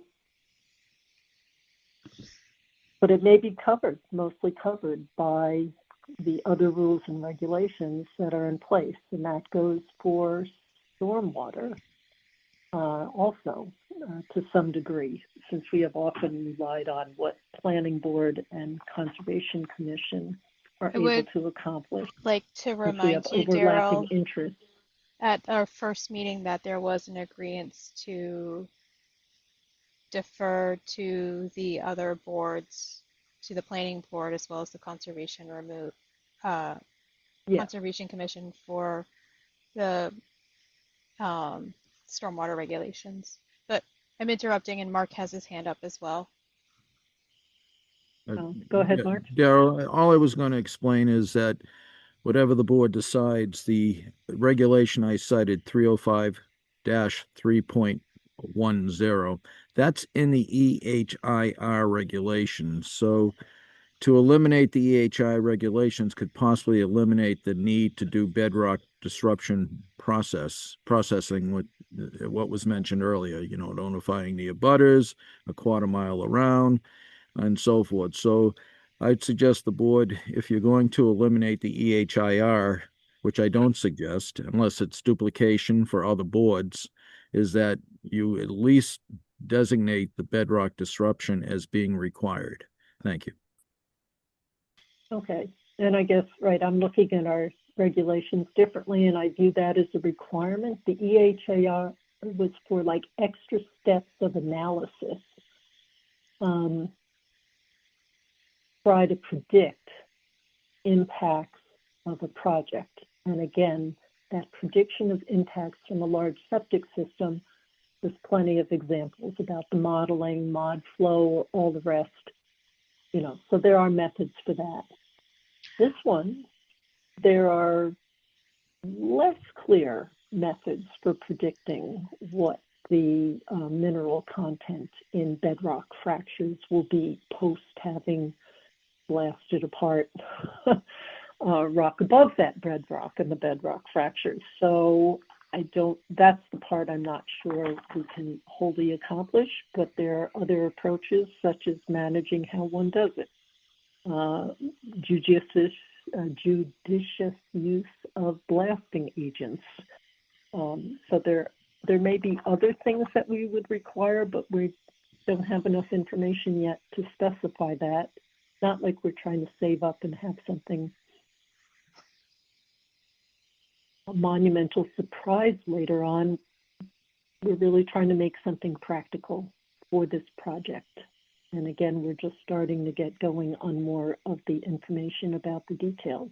Even know what to envision. Do appreciate the practical approach. This is the third meeting where we've asked this question, and we just want to work with the board. So I do see Rebecca has her hand up as well. But we had also asked for more information about how much was going to be disrupted and how, and we did not know that a report had gone to NEPA that contained some of that information until just a few days ago. So we didn't know that we were supposed to go find it through that other route. We didn't get any emails that I know of containing that. So unless we got something earlier, but I was watching for information to come in and watching for what the irrigation plan was going to be. I gather that was also in the FEIR. To some degree, I don't know if it has all the details that we'd want to see, but that's what we needed to be able to start to formulate. So we just hadn't seen it. Rebecca? So I'd love to have been specifying it now. Yeah, I agree that it would be really helpful for us. Part of the reason, not only would it be beneficial for you to design the project for the site, but also it would be beneficial for us because of our responsibility to the abutters.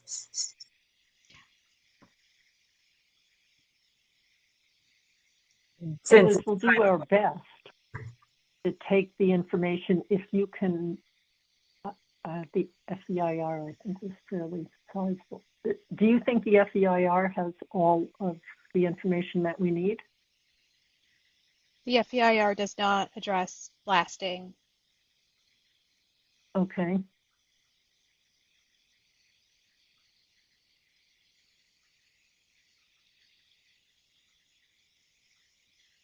So it would be helpful for us to have that.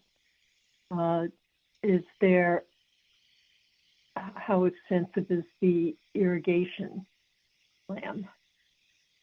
It addresses irrigation, I think, in a very high level way. We were scoped by the Water Resource Commission, the state authority that will approve the Inter-Basin Transfer Act, to explain the relationship of the private wells that the applicant has installed and how those will be controlled or acknowledged when we have drought conditions, and how we are minimizing the irrigation flow, but it does not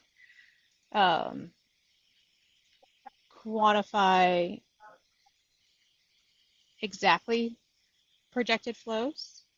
And is it clear to you that because those wells have been drilled, but they are not regulated by Mass DEP, because you're not using them for public water supply, that it's under our jurisdiction? Yes. And we don't permit wells for irrigation unless for agricultural. Can you point me to the regulation that does have that prohibition? I have been through your regulations. I have actually engaged counsel on this question because I've heard it multiple times presented in the town. And from what I can see, you have a de facto prohibition on irrigation where you allow one well per property, and that well cannot serve both potable and irrigation demand. And in this case, where we have No, our the one potable will, source served by the water district that we are creating and bringing in and investing $9 million to provide to the town. We don't rely on our wells for irrigation. So I haven't found that regulation. I've heard it stated, I just haven't found it. I don't know the numbering offhand. Okay. Mark, if you have it at your fingertips, but we will send you that. It's also if it's not explicitly written out, it's how we have applied it. We've made it clear in our documentation that the need for irrigation has to be justified to us. The burden of proof is on the applicant. So Yeah.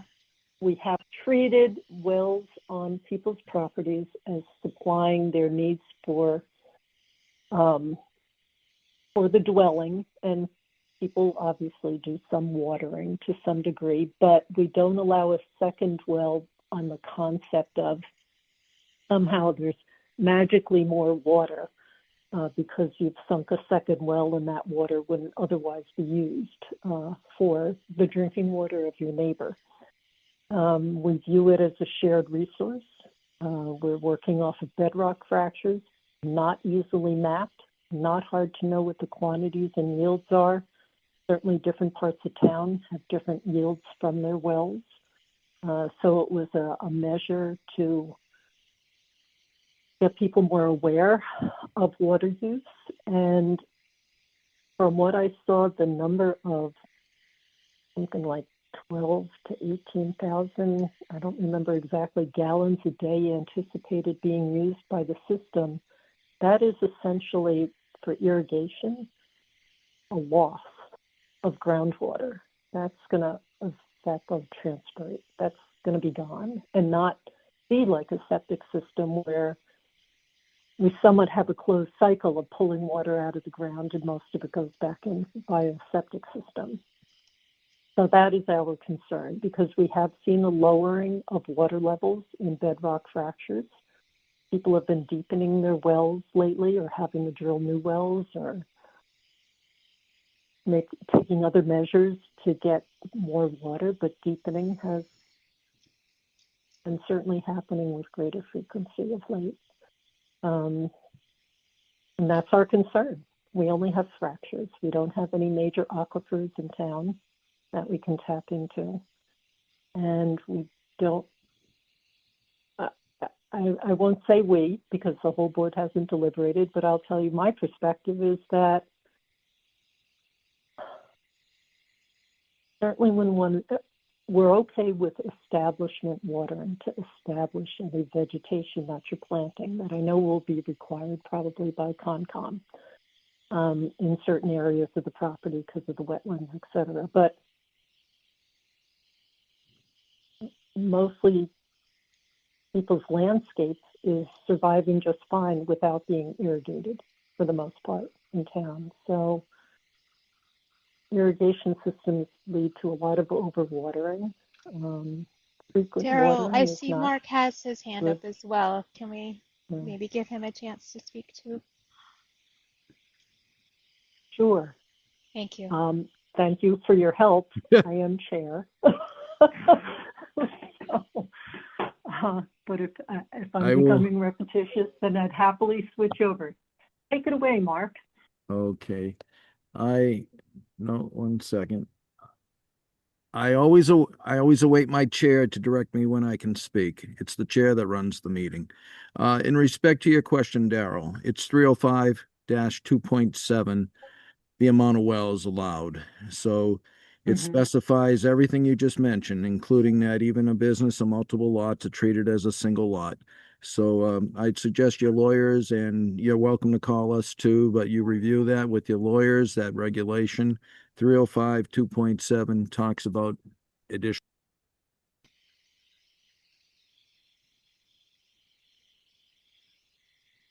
It's like we just lost Mark. I know that he is in a location with not the best internet connection. So, Daryl, Right. how would you like to proceed here? I think we can keep going. He's not part of our quorum, and I assume he'll try to call back in. So if the co-hosts can just keep an eye on when he is trying to get into the meeting. Of course. Okay. Oh, here he is. There it is.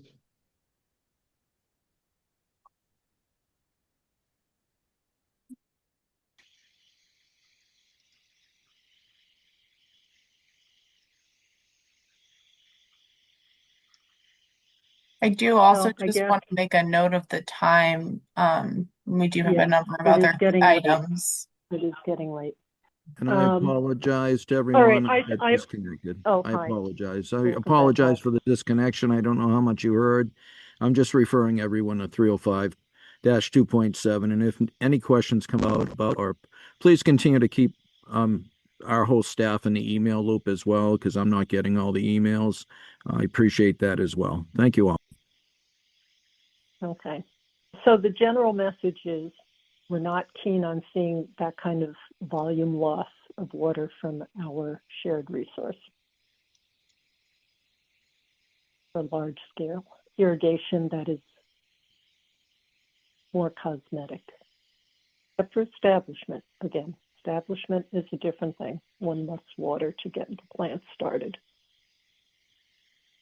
But after that, we don't want to see it. And in droughts, we don't want to see watering.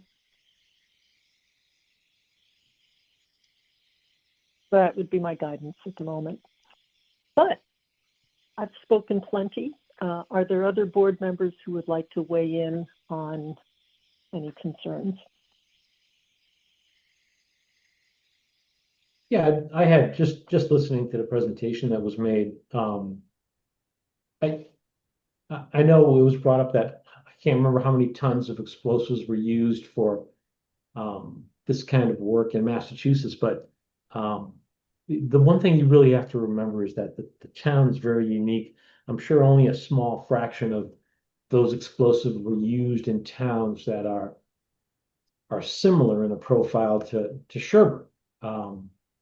So that's something that I think really needs to be looked at. And then the other thing is, I'd love to try to find or see what studies have been made with towns similar to Sherwood. In other words, having well water and seeing what was the impact. Did an impact happen immediately? Did something happen 2 years down the road? Things like that. It's just more information that I'd like to see. Again, we live in a fairly unique community in Massachusetts. There just aren't too many towns that are 100% private well. And the impact of something like this could be substantial.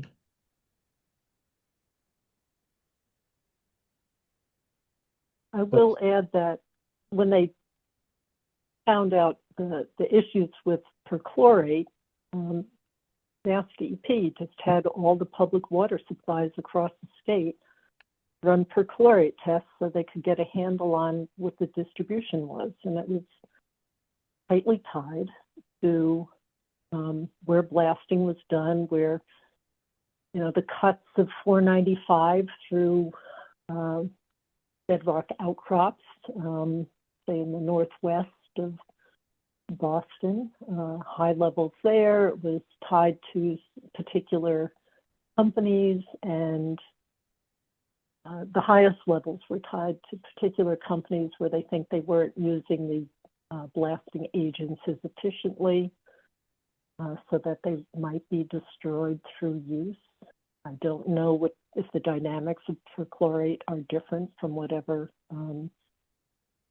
ammonium nitrate or whatever else is being used in the agents that will be used for this project, but does it really all go to NOx and enter the atmosphere? And does it precipitate back out on the ground? If it's raining, does that change the dynamic?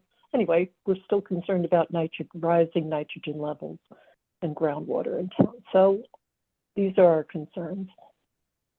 There, there, Bose, do you have any comments? yes, perchlorate containing explosives are illegal in Massachusetts. They have to submit their MSDS sheets on every product they're using when they apply for a permit, and it cannot contain any perchlorates because there was an issue with the presence of perchlorates in groundwater about 20 years ago, and it was from a project in the Blackstone Valley Mall, I believe. So yeah, you're not going to see perchlorate containing explosives. As far as nitrate is concerned, you have a far bigger problem with nitrate coming out of septic systems, golf courses, even automobile exhaust than you do from remnant nitrate out of an explosive.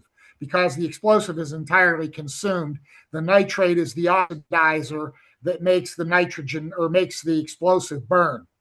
So that's where the nitrate goes. So there's not going to be any pollution from either of those that you have to worry about. Plus that these are very shallow cuts. The deepest they're going to blast is about 20 feet or less. The kind of sites that you're worried about are big pits. They are 50, 60, even 100 feet deep and have far broader and higher uses of explosives than you will see on a site like this.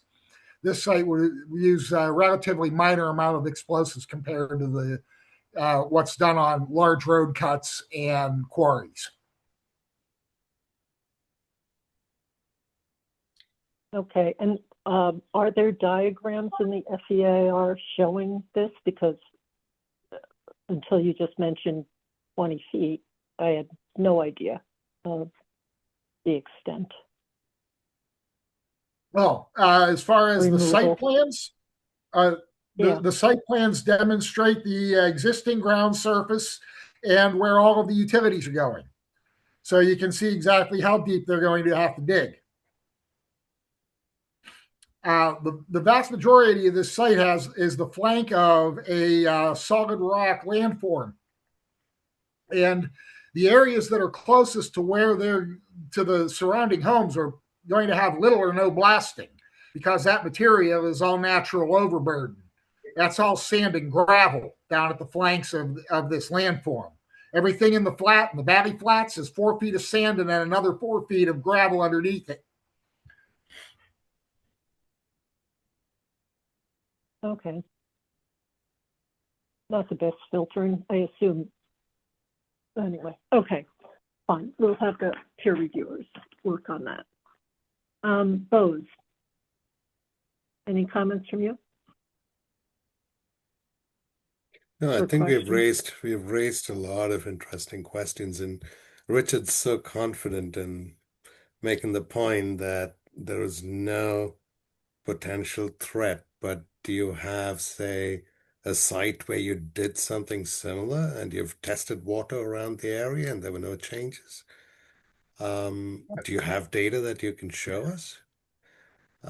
Like what Steve suggested, is there historic data? Do these changes happen within 6 months or within a few years?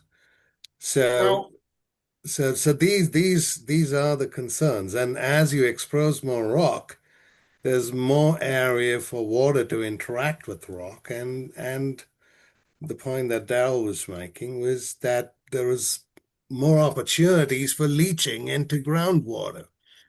So Can I just say though, you process a construction site, you dig down, you expose your rock, you blast, you either remove it or you process it and you reuse it on site, and then you grade it with normal wood fill, and then you build a home there. It's not like you're leaving a blasted ledge sitting there for years, and even then, it's the same rock, but it's not just sitting there. I know you might have this visual, but it's no, getting David, filled over with fill David, in a home. what you're suggesting is actually even more terrifying because you're pulling this rock out that was sitting hidden from water for maybe centuries, right? And no escape route for minerals that were contained in that rock into groundwater, unless there was a fissure there. and now you're breaking it into small pieces and spreading it all over the place. So that is an even terrifying situation, isn't it?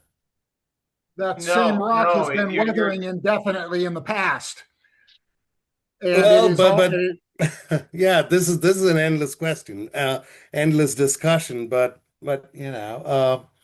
you see where we're coming from, though. From Yeah, Yeah, and this is why we will have the peer reviewer who can spend the time with us to explain it or allay our concerns. And so I think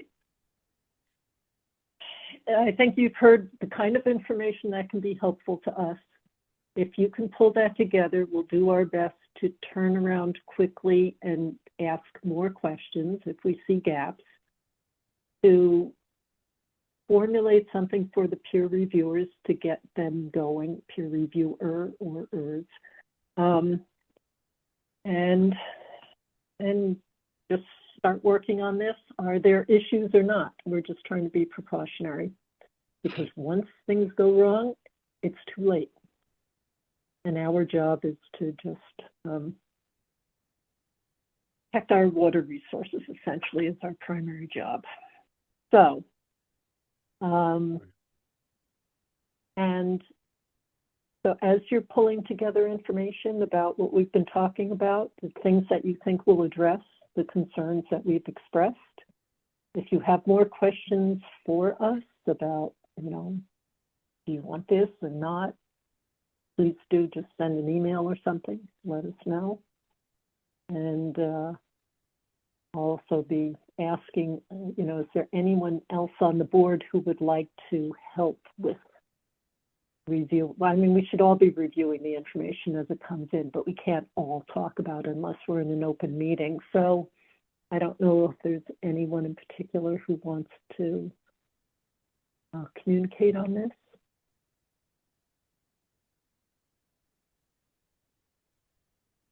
Or you can think about it. yeah, we'll get back to you, Down. Whether you have time Yeah. to do it. And when Julie's back, I'll check with her too. So,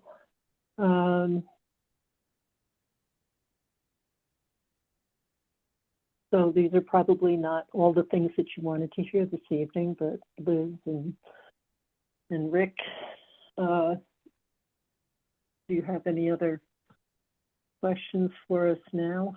Otherwise, we still have a nope. work to get done tonight. I think just when is the next meeting and getting us on the agenda for that as well. You're right. So September 2nd. Yeah, that's what I thought. Right. September 2nd, we will be working. In the meantime, we can have a subgroup of 2 work on something to Okay. get some information back, but we can't go beyond 2, again, for open meeting law. So If you could put there is a North Sherborn Water Sewer District Commission meeting cited for that as well. So if we could just work together so we're on the agendas at split times, that would be helpful. Okay. I can coordinate with them. Appreciate it. Thank you. Of course. Okay. All right. All right. Well, thank you very much, though, for bringing this. Was helpful to at least get, I feel like I know much more about what the project might be looking like. But again, if you can point us right to what we should be looking at in the documents. We'll help get you what you need.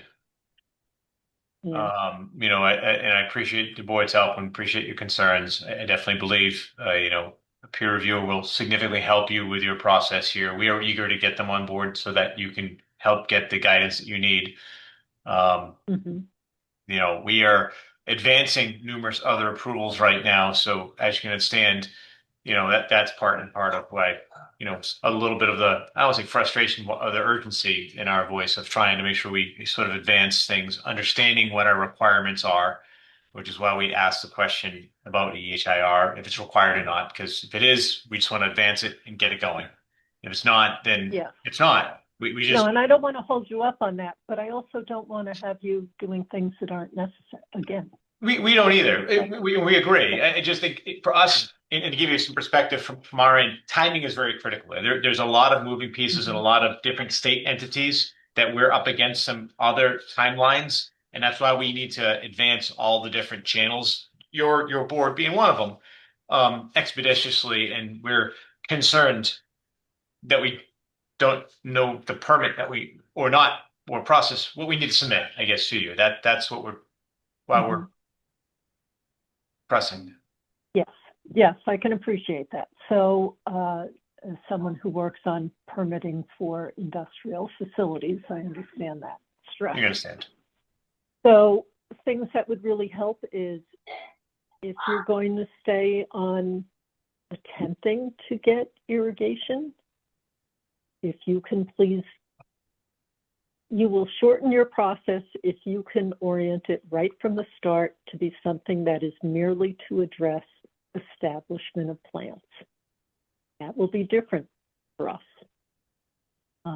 Other board, members had expressed that at a prior meeting. So, but a large-scale, constantly used irrigation system is going to be very difficult for us, given what we see happening with water resources in town as the town grows and as climate changes, or whatever the reasons are, or frankly, anywhere on the planet, practically, where groundwater is being pumped up to the surface for use, there is never the recovery in the groundwater levels.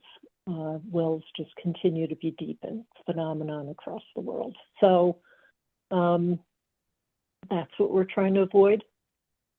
It would be outrageously expensive for us to run water from the MWRA into town.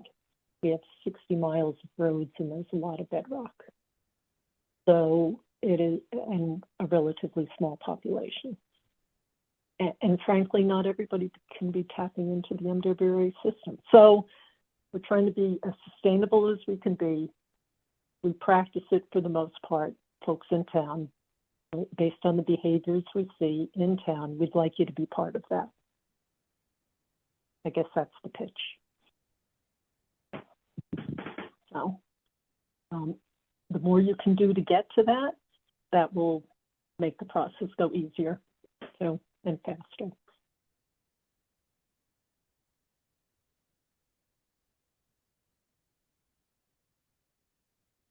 So, but again, all with questions, ideas, tweaks to things we've discussed, whatever else, please feel free to send it over.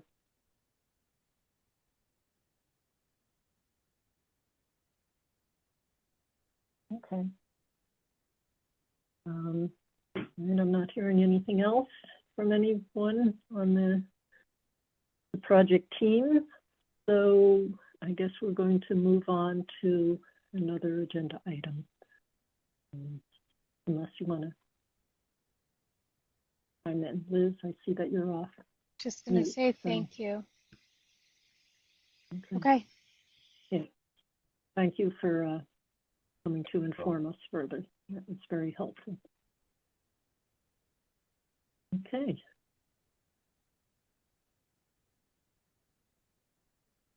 All right. And get to okay.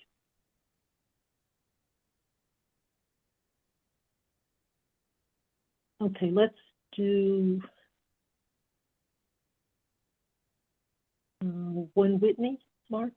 Sure, and I apologize. I know my audio for some reason doesn't work on my cell phone versus the computer, but the computer just lost power. 1 Whitney Street. The board had reviewed it and asked the question. Just to give you a little history, this is the site that has a septic tank and a cesspool after it, so no design flow. We're going by the 4-bedroom assessment that was done on that house. And they were planning to put just a master bathroom in the second floor. and they have a sun porch below it that's conditioned. And we've been told now that they can't do the bathroom upstairs without reconstructing the sunroom that's conditioned on the first floor, I guess due to support issues. And the board did note that that wouldn't be, that there would be a need for another decision by the board if that was the case. And that's why I'm bringing it back to the board. Mm-hmm. And Because does now the they're DEP have any yeah, specific guidance for yeah, this they did. kind of They thing? did. Yeah, and they said as long as you're not constructing a room, a bathroom is not considered a room. That bathroom would be okay, the master bathroom on that Mm-hmm. second floor bedroom. But this is a room, so that changes the whole scenario of when DEP wants the local entities to require updates to the septic system is when you're redoing a room. So, and this is a room, and Yeah. that's the issue. Yeah. They put it in our laps, unfortunately, and Yeah. they're tough decisions at the local level. If the state had originally just said cesspools aren't allowed, then we wouldn't even be here. They would have to Yes. update this. But that's not the case, and so we have to take it case by case, and it's usually during the process of a building application. So now that Mm-hmm. the sunroom has to be reconstructed, that is indeed where it triggers the septic system to be upgraded, unless the board feels differently. Okay. So from DEP's perspective, and this is in a different territory than the that flow chart that we have about percentage of house expansion or remodeling that goes on and how much starts Yeah. to look like new. We Yeah. don't necessarily just apply, because this wouldn't meet that 50%, I don't think, for this No, property. this would be okay with the 50%. What it is, they're reconstructing a sunroom that's conditioned, and to reconstruct a room Yeah. creates now and triggers the need for an upgrade to the septic system. Since one, we don't know the design flow. We don't even know if that sunroom, even if it falls into the assessment of the 4-bedroom, if it would even be a septic system that can support 4 bedrooms. That's the unknown, because it's a cesspool without, Yeah. with a tank in front, but without any design flows. So is it a 2-bedroom? Is it a 3-bedroom? Are we allowing them to recondition a room that may not even fit into the room count of the unknown design flow? That's the reasoning behind it. I know it's hard for homeowners to understand this, but unfortunately, Yeah. it's the objective of DEP to upgrade septic systems at the point of building construction of rooms. The bathroom was different, but Yeah. this is a room, and it's a reconstruction of a room that we don't even know if the design flow will allow for it. So that's where this stands. Mm. Now, are they going to Yeah, I'm finding this reconstruct one very tough. Are they going to reconstruct the foundation too? Yeah, they have to do that, and I think they were hoping they could keep the sunroom so there would be no need to reconstruct it, because they understood the consequences if that was the case. But they came back to us to explain, the owner came back to explain they do need to reconstruct the room, the first floor sunroom that's conditioned. Yeah, for safety, I would assume. Yeah, I don't think Integrity they and can hold on safety. to what's, yeah, I don't think they can hold on to what's there the way they're proposing it. Because No, but I guess, if they rebuild the sunroom, is that okay? no, according to the state, that's not okay, because that's considered Okay, a room. And we don't know the design flow of the septic right. system. Okay, And okay. rooms Yeah, come that into makes the sense. bedroom count totally. You add up the number of rooms and then divide by 2, and that's how you determine the bedroom count. If we Right. had a design flow for this property, it'd be a different story if it was a 4-bedroom and they were just reconstructing this room. Yeah. But we don't have a design flow, so we really don't know if this room would even fit into the design flow of what's there, because cesspools have no design flow. They never did perk tests. They never did any deep holes to consider groundwater, and so that's why you sell the house. So, and this one is a cesspool, which had a septic tank put in front of it years ago, but that didn't give it any design flow. The original system is a cesspool with no design flow, if that helps. So Mark, when you And say, it's interesting, so, go ahead, sorry. just real Go ahead. quick, so Mark, when you say upgrade, that means a whole new septic, correct? That is correct. A replacement septic system that would suffice. They may need waivers, but that would be a replacement septic system to answer your question, even for one additional room. With the elimination of the cesspool and the septic that was put in front of it. Yeah, the septic tank they might be able to save. I don't think it's a 2-compartment, and that's not the expensive part of a septic system. It's the doing the soil testing and designing a septic system to be the appropriate distance from groundwater and to be designed large enough to meet the perk rate. So if the perk rate's a very high perk rate, slow perk rate, then the system has to be larger. If it's a faster perk rate, then it doesn't have to be as large. But that is it's not an easy overview with the homeowners, and but it is the objective of DEP to get cesspools out of the environment because they're not environmentally sound. Yeah. Okay. Thanks, Mark. You're welcome, Steve. So the sunroom is currently conditioned, right? I believe so, yes. Yeah, so it is really just replacing the room as is, with a better foundation. But that's still not in DEP's model because of it being a cesspool. If it wasn't a cesspool, exactly. That would be okay. Okay. Yeah. So that's kind of one step here. And then if they integrated that room into the rest of the first floor somehow, possibility. Bigger room. I don't remember. I don't have it in front of me now. What it looked like. Exactly. I remember vaguely, but if they changed that the 3-season room, would that eliminate it as a room? Yes, it would, Daryl. I'm trying to think of options for them. No, that's a very good option. To not condition the sunroom would be better. It would be creating a seasonal sunroom, so there's no conditioning, so it wouldn't be considered a habitable room per DEP. Yeah. But if it's a habitable room, that's a whole different story. And we just saw this on another property in town where the board saw 2 systems, but at least they had. Well, one was put in not correctly, but but we knew the design flow of the other one, so it's a little different. This one we don't have any records of design flow, so that's the whole issue here: is can this system support a 4-bedroom, say 9-room house? And it's unknown. That's the unknown, and that's where the state feels that that's the time to upgrade the septic system.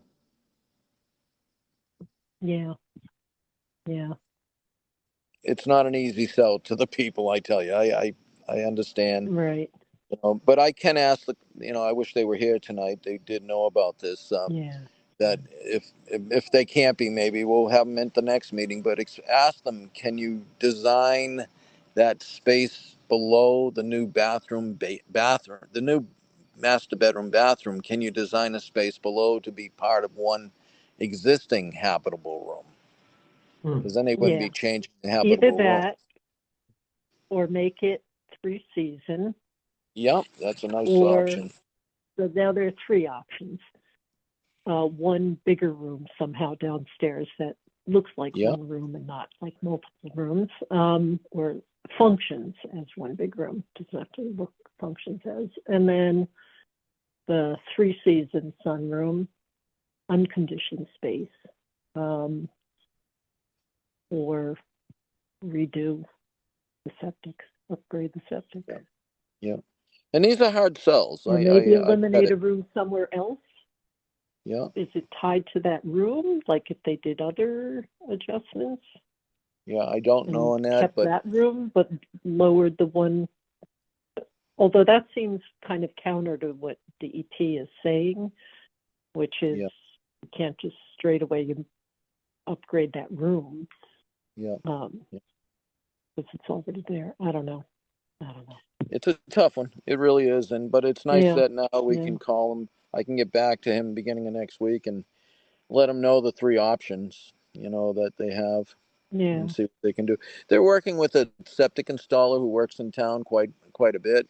So I think they hopefully they're getting, I'm sure, good guidance. And I mean, in all respects, someday if they ever sell the house, they may have to do it anyways. So, Yeah. we try to explain that to them. We don't want to make them force them to do something as a whole new septic system replacement, but sometimes it might be that the septic installer might have had, maybe he's already discussed that with them as well. And I guess the other point is that if it's a cesspool there, Yes, it is with the tank. Likely a pretty old system, and it really has probably run its lifespan already. Most likely, if they had and to not put a to mention septic, being underperforming, but yeah. Well, and when you see them putting septic tanks in front of these cesspools, it tells us that, or leaching lines off them, it tells us the cesspool was already in some demand for better functioning. Septic tank does help the waste going into the cesspool, but it still isn't environmentally sound because we don't know where the groundwater is in this property. Do we have any records of when the septic system, We do not. So we do not. I could then usually we have those, but I could not find any records for when the septic tank was added to the cesspool. So we're very limited on what we have on this property.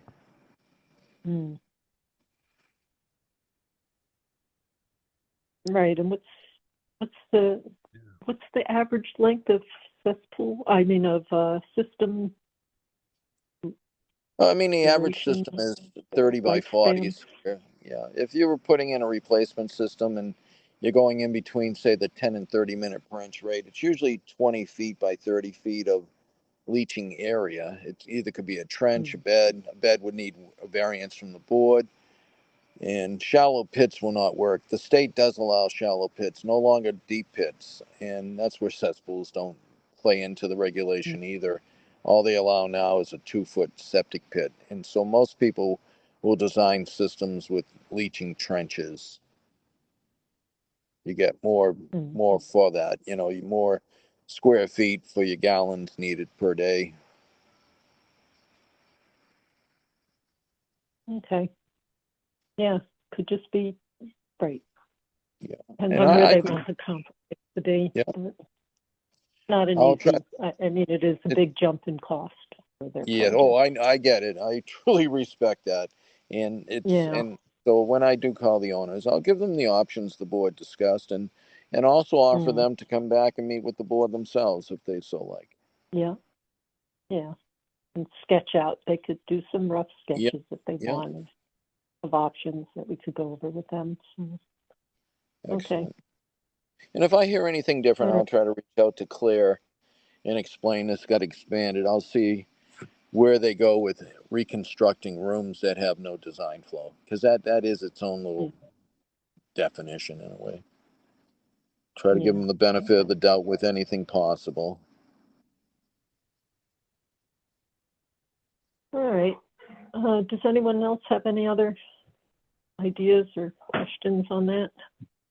Otherwise, we can go on to 51 Western Ave. I know it. We're not too far. It's in the same neighborhood. Actually, they're all within, all three of my items on the agenda are all within a mile of each other. 51 Western Ave, the board, I actually approved a building application that noted that the room was not to be conditioned because they wanted to insulate it back. I think it was a few years back. And then you'll see from the letter from the building commissioner that he went in to view something over there, and I guess he's planning to do an addition or changes to the kitchen, reduce the bedroom by making a master bedroom. So 2 bedrooms are going into a master bedroom / closet. So he's actually reducing. It's a good thing what he wants to do. But what was discovered is he put conditioning into the room over the garage. There's no water, according to the building commissioner, or septic connections, but it's still a finished room over a garage. And so, Yeah. with that said, I didn't know. Well, I knew that it would be best to share this with the board and see how you want me to proceed, since now there's been a violation of building something without permit. Not building it per se, but putting in conditioning Yeah. without permit. Yeah. He did Mark, get a I just permit want for the So, installation. Yeah, go ahead, Sarah, if I may, Daryl, to Sarah. sorry. I just want to yeah, check. I cut out my sound a little bit for a second there. We're talking about 51 Western 51 Ave. Western. 51 Western Ave. We don't have the plans of the garage. No, we don't. All we Right. have is all we have is what Yeah. Chris defined it as, and I agree. We do need those plans to see what it looks like, Yeah. but we don't Right. have the plan. I So I'm just agree. going. Thank you, Sarah, for bringing that point up, because I'm just going by what Chris Canny's reporting back to me, our building commissioner. Right. I just wanted to double check to make sure I wasn't Yeah, no, I mistaken. appreciate that. No, we have not seen that plan yet, and I think that would be important to make sure it's not two rooms, and make sure it's just one large room over the garage, or more than one room. And make sure that the garage is only a garage and not like an office in one corner or something. Yeah. Another room that we might not expect there as well. I see that by what they want to do is actually helpful. It does reduce the room count, but again, I'm only reporting it to the board because it was a failure to draw a permit out to condition that room, and they were specifically Yeah. noted in the building permit. I specifically noted the room was not to be conditioned, so it's a violation of what was stated and approved for. But Yeah. it's done. It's something that the board needs to know, and the board could actually say rip out the conditioning. But in my view, I would suggest that if the room count stays within, well, it's getting reduced, that this room over the garage should all fit in. But at the same time, I'm only reporting it since it's unique in its own way. Yeah. Oh, I found a sketch. It's not really. I thought I saw something. It's just one large area, correct, Sarah? All they showed us was it was hidden in an email. I'm pulling it up right now. It's loading in PowerPoint. It's really they just sent us a square. Yeah, that's what I thought. Yeah, it should be defined what it's used for. And those are good points to bring. I asked for pictures. I think we asked for some pictures as well. Excellent. So pictures and a plan would be great. But Also, I do want to. Yeah, go ahead. I'm sorry. Yeah. Oh, right. I was thinking, is there a basement here? No They basement. said there Indication wasn't. one way or the other? No basement at all? Yeah, that's what they've Okay. told us. I don't know if there's no Okay. basement, but there's no finished basement, is what I was told. Okay, I guess it'd be nice to verify that, given what just went on. Yep. Yeah, I can. Yeah, Hopefully, you bet. Chris also walked in the basement, especially after he saw the upstairs of the garage. So, yeah. Right. Right. Garage upstairs and down. Okay. Oh, the whole thing's a slab? Okay. Well, that makes that simpler. We tested the soil right across the street from this house, and groundwater's high, so I can see why they probably are on a slab. Okay. Yeah. And then it looks like the sunroom is a four-season. Yes, Since I they think didn't they're call counting it out any differently, Yep, and whatever, exactly. they don't show a door. Yeah, I agree. I assumed it was a finished, a conditioned room. Yeah. Okay, Maybe why so they needed that room might over be the. close. Yeah. So. But I'll wait for the direction of the board. Yeah, and then I guess just the kind of reasonableness part without dimensions too. The new kitchen looks quite extensive and looks like it fills up all the way to the utility room. Yeah, and that was a question I had too. What is the utility room? But I think the room count will still be okay. But you don't see your utility. Yeah, but it is on a slab, so maybe it's. Yeah, it could be their well pump unit and all that, the pressure tank. But I should ask them what that utility room is, or explain what's in there, I think and is it finished? yeah, somewhere in the kitchen design stuff, it looked like from the kitchen there's a sliding door or something leading in, so you can see from the kitchen in. So it can't be completely undone, but it might be just a very nice laundry room. Yeah, true. So, But I can question them that too. I wish they were here. No one wanted to show up tonight, mm. and they were all notified And that it's it'd the be middle of discussed. August But oh now, well. so. Yeah, I get it. Understandable. All right, so enough information for now to get to the next step with questions. Sarah, you pointed out things to ask them for and whatever, so. Yeah, Sarah, if you don't mind, the 3 bullets need pictures and plans of the garage. We know the basement's not finished, and what's in the utility room. If you want to reach out to the homeowner before I get back on Monday, you're more than welcome to do that. Sure, I can do that. Hopefully they'll get it to me by Monday. And that would even be better. Thank you. Okay. And And this is a then 46 detached Western garage, Ave is off, correct? Yes, Don't that's need to correct. address. But Okay. Bose just asked a question, Daryl. I don't know if you heard him. Was that you, Bose, that was asking a question? Yeah, Mark. Is that a detached garage or is it Yeah, it's attached? detached. I believe it's detached. I worked right across from there. I believe it's a detached garage. Sarah, do you know that? I believe it is, because they would have shown it off the house Yeah, plans. it's a detached garage. Let me see if I can Yeah, I would draw it up, but my computer just died, so I'm on the yeah, phone let for me that see if I reason. can find it's a detached garage and there's Excellent. some steps from the garage. It's a little bit higher up, I it see. looks like, and I'm trying to find where I saw that. I believe it is. I mean, I worked right across from there. I believe it's detached. Here we go. I was able to pull up their Excellent. building permit when they built the garage, which is when it was permitted to be not conditioned. Yes, yeah. Thank you for doing that.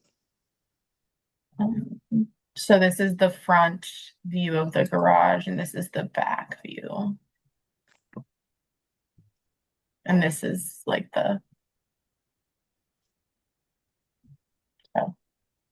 Okay, well, I appreciate that, Sarah, and if this helps. we'll try to get some more answers, but I just want to make sure the board's okay if I'm okay to approve it, even though they violated a permit with the changes in the house. I think whatever happens, if they don't change the house, then the conditioning has to come out of that room. If they do change the house and cut down 1 bedroom, then I see that as the solution to having the garage room over the garage conditioned, if the board's okay with that. How do you enforce that? Through the building commissioner, he would have to assure that they're not in any way deciding to change what the building permit has requested.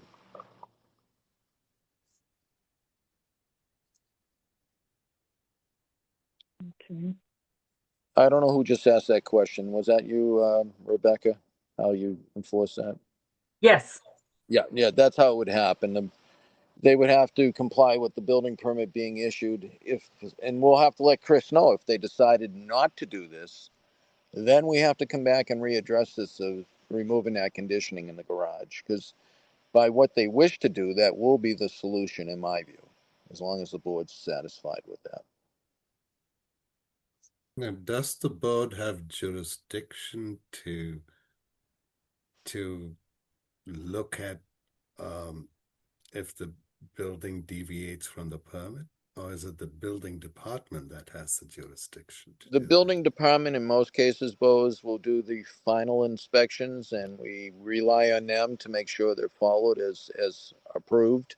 that? But there have been a few cases. If it's a new house, we go through the new house to make sure the building plan was as accurate as it was when originally approved. But for additions, we rely on the building commissioner finalizing those, and I can ask the building commissioner if, when this does get approved, if the board's okay with that, is to confirm when all the work is done, as noted by the permit that was pulled out for, that was obtained by the applicant.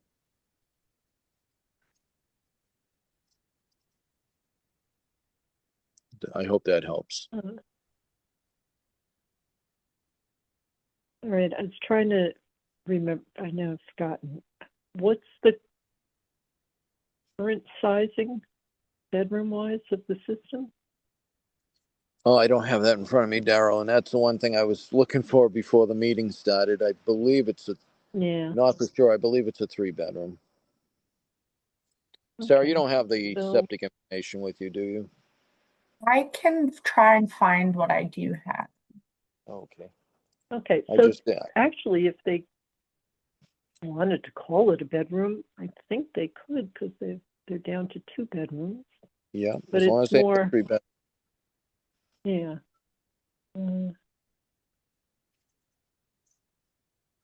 We can look at that.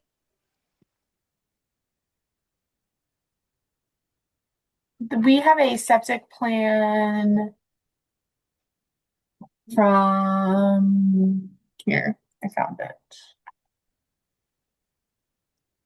1970. But Yeah, it's okay, not. I thought it was old. Yeah. Mm-hmm. Does it show, do you know, a 3-bedroom? It is a 3-bedroom house system. Thanks. It looks like it. Don't know if it has a design flow. Looks like it has the estimated flow is 300 gallons per day. Yeah, that sounds like the old way of doing things. But I can look at that when I get back. So if you want, don't worry about this. We can hold off till Monday. I was hoping the applicant would be at the meeting, but I'll ask Jean to pull the plans, or you can pull the plans, Sarah, and I'll take a peek at them. Yep. Okay, thank you. Okay. All right, let's take care of food permits because those are timely, time sensitive. So, let's pick something. First two. Sorry, at this point I can't remember all my notes on them. Do you want me to reshare the agenda? No, that's okay. So we have the Tasty Gelato truck. Mm-hmm. And I don't think I saw anything that stood out to me as unusual there.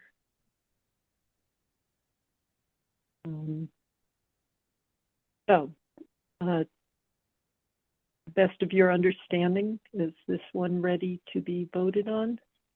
You've paid, everything's in, any conditions?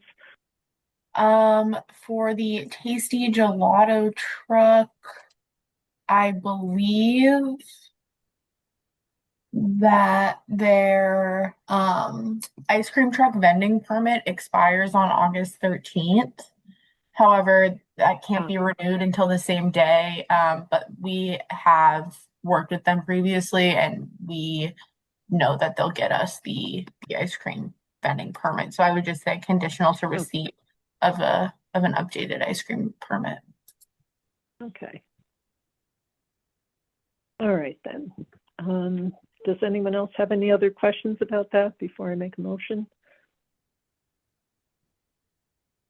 Okay, so do we have a motion to approve the temporary food establishment permit for the Tasty Gelato truck, conditional to receiving their updated certificate? So moved.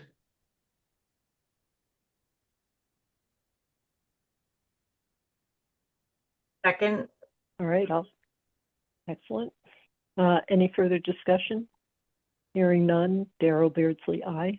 Steve Constantine, aye. Rebecca Honeywell, aye.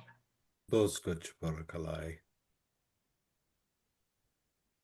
And then we have Natick Catholic Community, who is going to have an event at Sweet Meadow Farm, which I know Sweet Meadow does periodically. And check if I had a question. I was a little confused about something on this.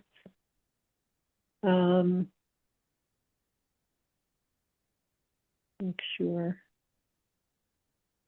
They had checked off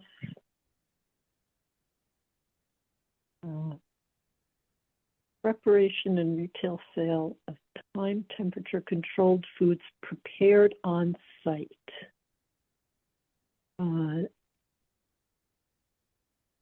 Is this a food truck? I didn't think it was a food truck or anything. Are they barbecuing or? They're barbecuing. I just didn't think Sweet Meadow had ample barbecue. water and all the rest.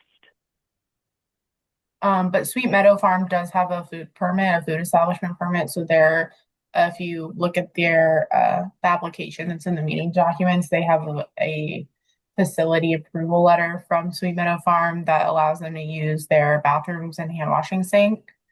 And they have a valid license permit with us. All right. But they are barbecuing. They have a grill. Okay.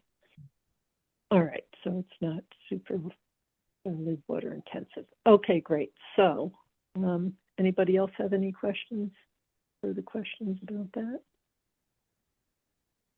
Okay, so then do we have a motion to approve the temporary food establishment permit for Natick Catholic Community? So moved. Second. I do have a question. Sarah, are there any conditions we need to impose on this? Just remaining in compliance with all applicable laws. Okay. All right, so friendly amendment to the motion is the compliance with all applicable rules and regulations. Are we ready to vote? Yep. Okay, Daryl Beardsley, aye. Steve Constantine, aye.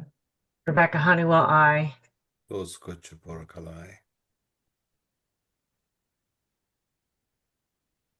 The Nash Bowls. And is this one all set to go? Any conditions we need to? No. With this? Okay, actually, I did have at the top of the application on permit type, unless, you know, it was just a very light checkoff. I wasn't seeing any checkoffs. It's a new annual, and they're technically ice cream vending. I think it's just really light. I just don't think it's scanned right. We've been having some scanners. Oh, okay. Okay. All right. Yeah, I could see like little weird markings here and there. Yeah. And I just no. Okay. So it's all set otherwise. Yeah, they have nothing outstanding. Everything's all set. Okay. All right. And do we have a motion to approve the annual mobile food establishment permit for Nash Bowls of New England, conditional to compliance with all applicable rules and regulations? So moved. Second. Any further discussion? Hearing none. Daryl Beardsley, aye. Steve Constantine, aye. Rebecca Honeywell, aye. Okay.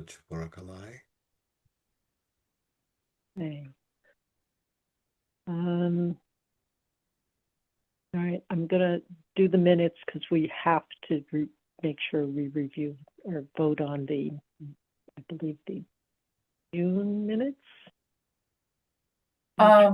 We technically could push them till September because we voted on the June 3rd minutes at the last meeting. Okay. Is anyone else ready to vote on the other June 15th minutes? Ready to vote.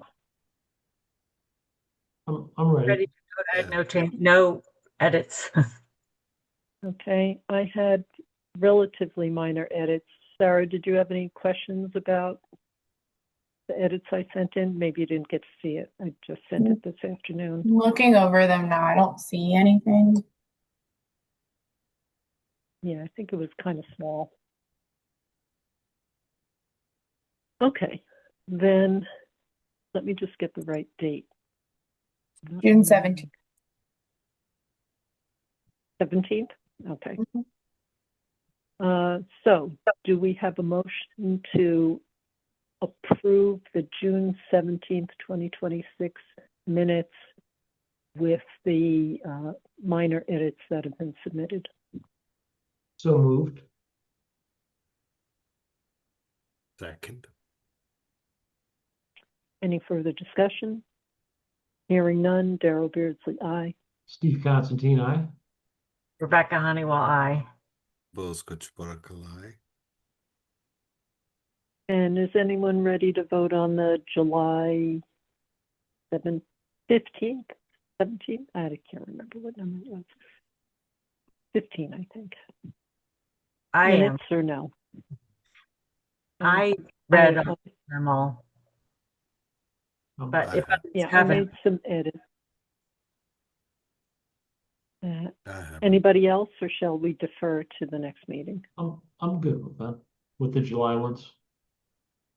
Yeah, Okay. let's differ. Yeah. All right.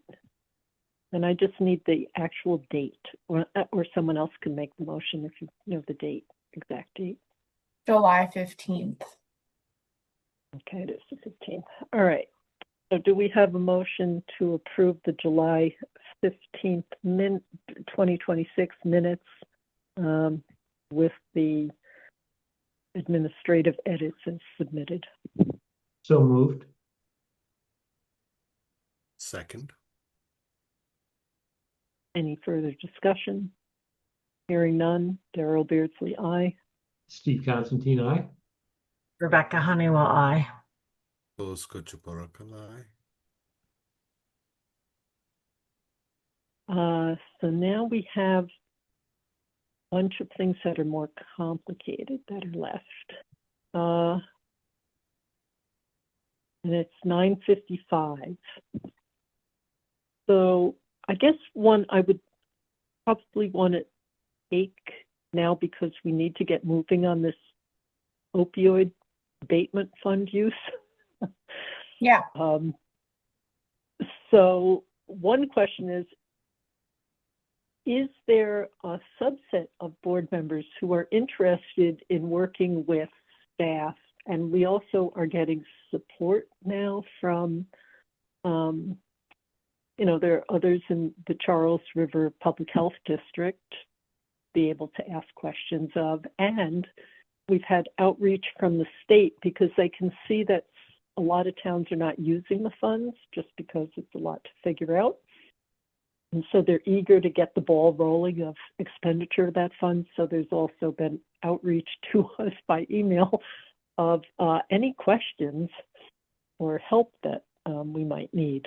So I just don't know if there's anyone who's intrigued by figuring out where to spend the money and on what. And we have talked in the past with Dover about applying some of the monies to the regional school system jointly to see, to do the outreach to kids. That's something that's been discussed for years about that the monies. It doesn't have to be 100% on that.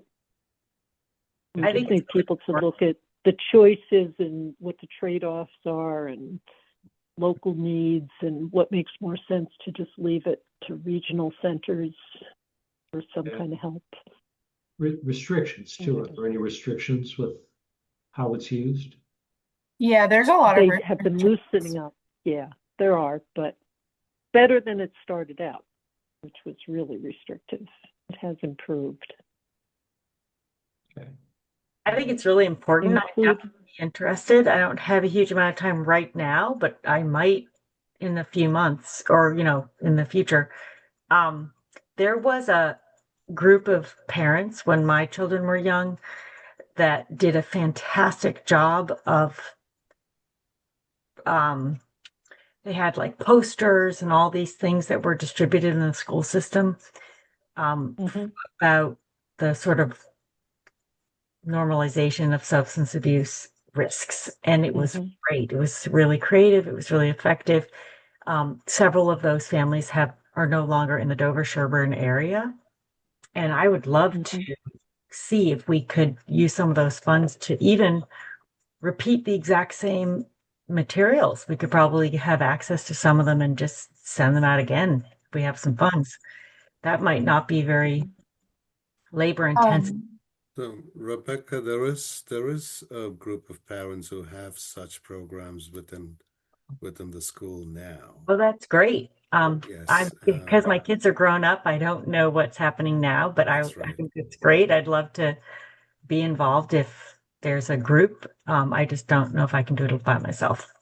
Right. No, so there is a group, and they're doing amazing stuff with the kids. It's really impressive. So I mean, they could be a recipient of the funds for sure.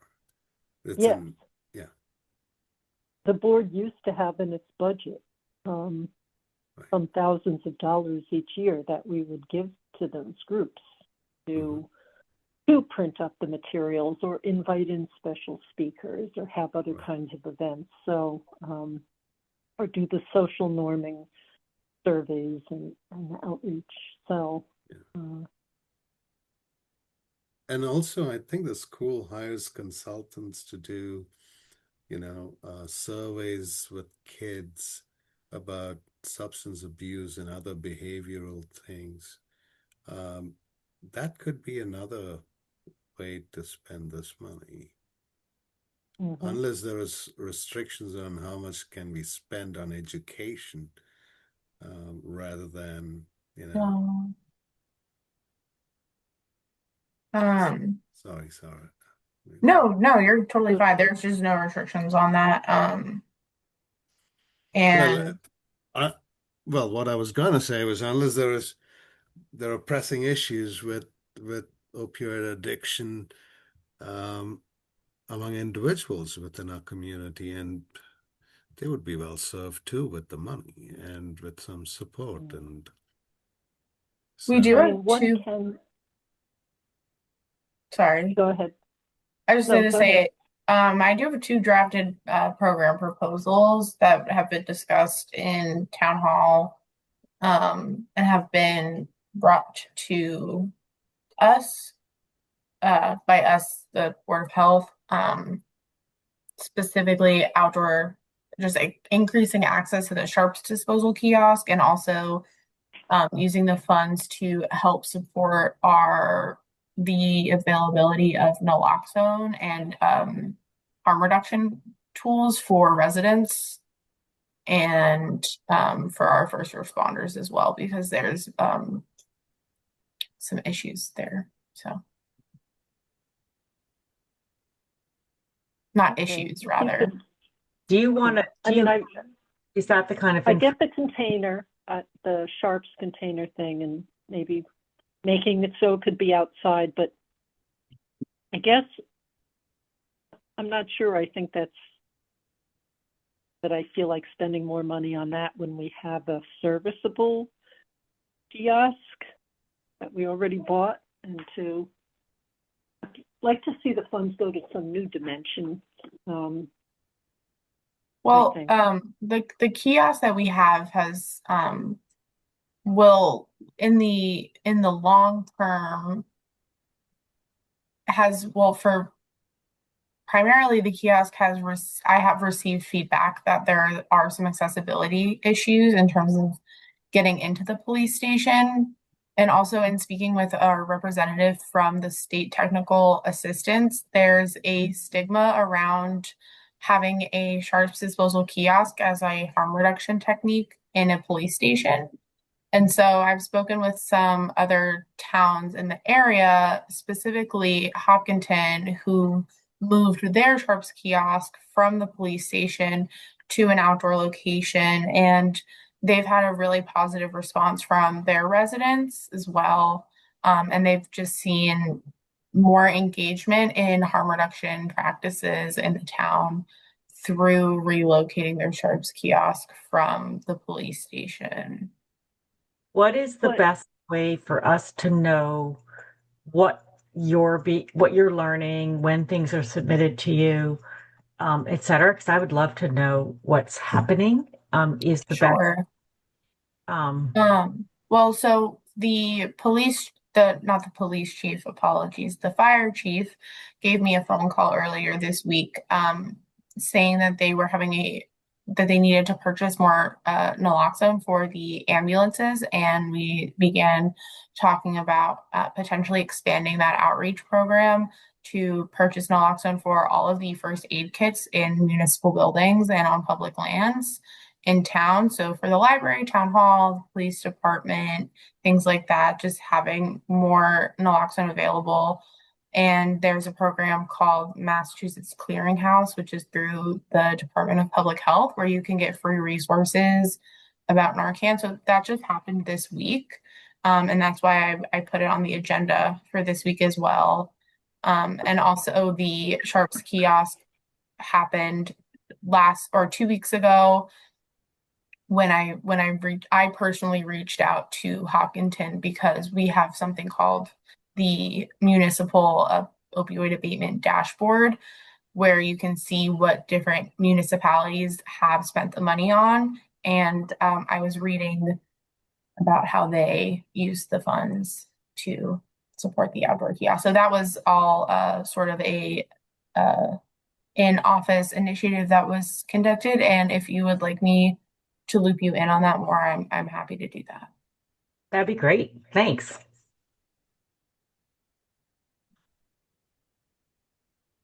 But as always, anyway, if there's people interested in diving into this, that's great. Sarah, continue collecting the information as you have been. That's been good. And right, I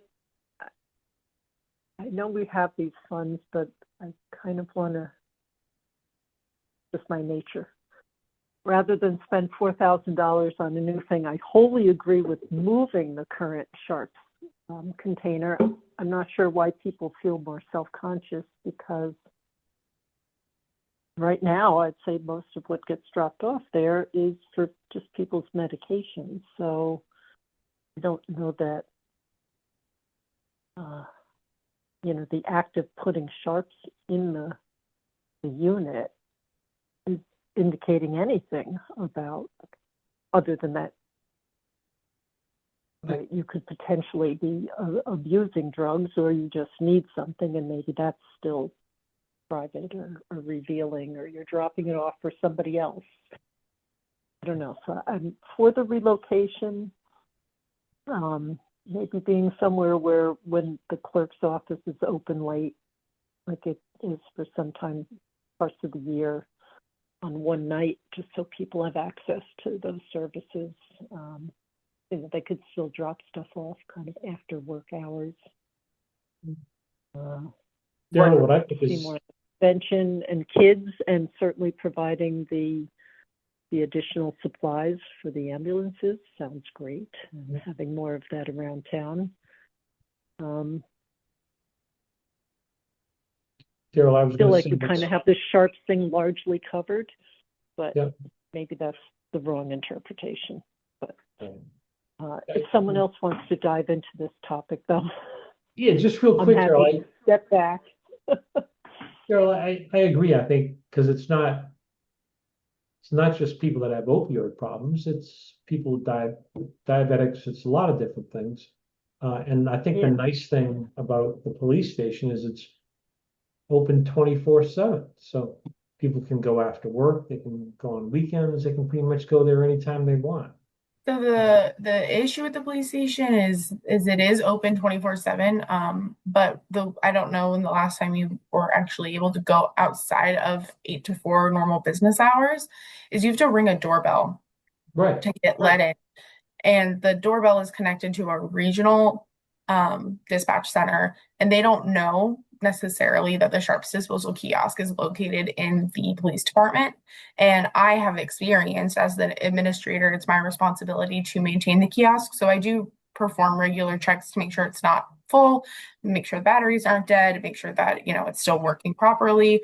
And I've myself had to wait for upwards of 20 minutes in the little vestibule waiting for someone to let me in. I rang the doorbell. I told them I was there for the Sharps kiosk. I ended up waiting there until an officer actually came and let me in. And that happened several times to the point where now I have a key fob to let me into the building, just that front section to access the kiosk. And I've had several residents who have attempted to get into the police station to get to the kiosk, and they were unable to do so. And so they actually brought their containers to the Board of Health, and I was able to put them into the kiosk because, again, I have that administrative key fob for the front door. So when I say there's a bit of an access issue, that's what I mean, is that there have been multiple reports of individuals who have come up to us in the office and have shared that they had a hard time or were waiting a while to get into the lobby of the police station. And also, maybe that's something we should bring up with the police, because I think that's an issue. Sorry, I interrupted you. It's okay. It's definitely, and then additionally, if you recall, we did that initial survey when I first started about a year ago, and there was some feedback about the location of the Sharps kiosk. And so if it's something the board is interested in, I have more information on it. But if the board is happy with it being in the police station and would rather explore other avenues, then I will support that as well. Yeah, I'm just having a hard time trying to think of a better spot. I know getting into the fire station is difficult. Doing something at the dump, you're only open 5 days a week there. So we have a couple proposed locations. The first being the DPW. They have an enclosed porch area that is completely covered, so there's no impact of weather. And it is open 24/7. And it is private to the point where, it would sort of remove that stigma aspect to it. And we were told by the Department of Public Works director that that would be okay. And it's easy to monitor and access.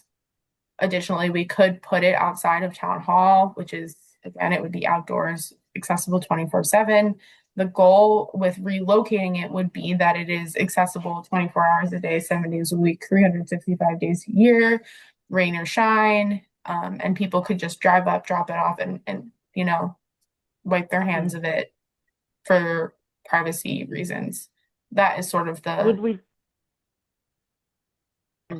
Would we be able to use the current thing over at the DPW and not have to spend an extra $4,000, save that for other applications?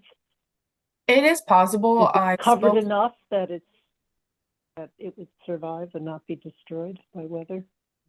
I spoke with our representative of the organization or company that we use is called Chrysalis, and I spoke with the manager of Chrysalis about relocating to that area. And she explained to me that the kiosk, I don't know if any of you have used it, it's electric. So when it is full, there's a sensor that locks it, and it relies on batteries. And there's a concern with it being outdoors that could be impacted. Just with, when wind and rain it could go underneath the overhang. However, I would feel that it would be okay to do that. Personally, I would feel more comfortable if, we had someone sort of take a look at it and see if there was anything we can do to the existing kiosk to make sure that it would be okay underneath the overhang. However, the kiosk that is designed to be outdoors is larger, and it actually accepts more Sharps than the existing kiosk. So we would be able to spend less in between pickups. It would be a little bit easier to maintain. That's just one of the benefits.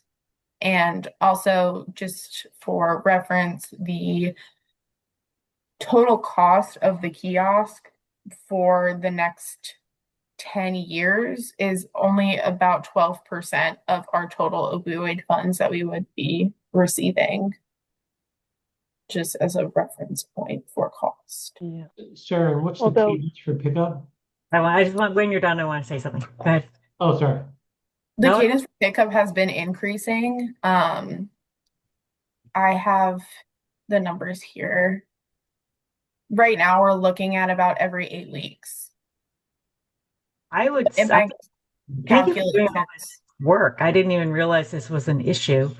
But I would say let's start by talking to the police and find out if there's a way to improve responsiveness, because maybe it applies to other issues. I mean, maybe there are people who have problems and they're not getting a rapid response. That would be an important thing. And we could just have a conversation, it seems, and find out what is the process. Because obviously the easiest thing, path of least resistance, is to just improve responsiveness so that it just works, the system works better. I think it's worth looking at. Yeah, definitely.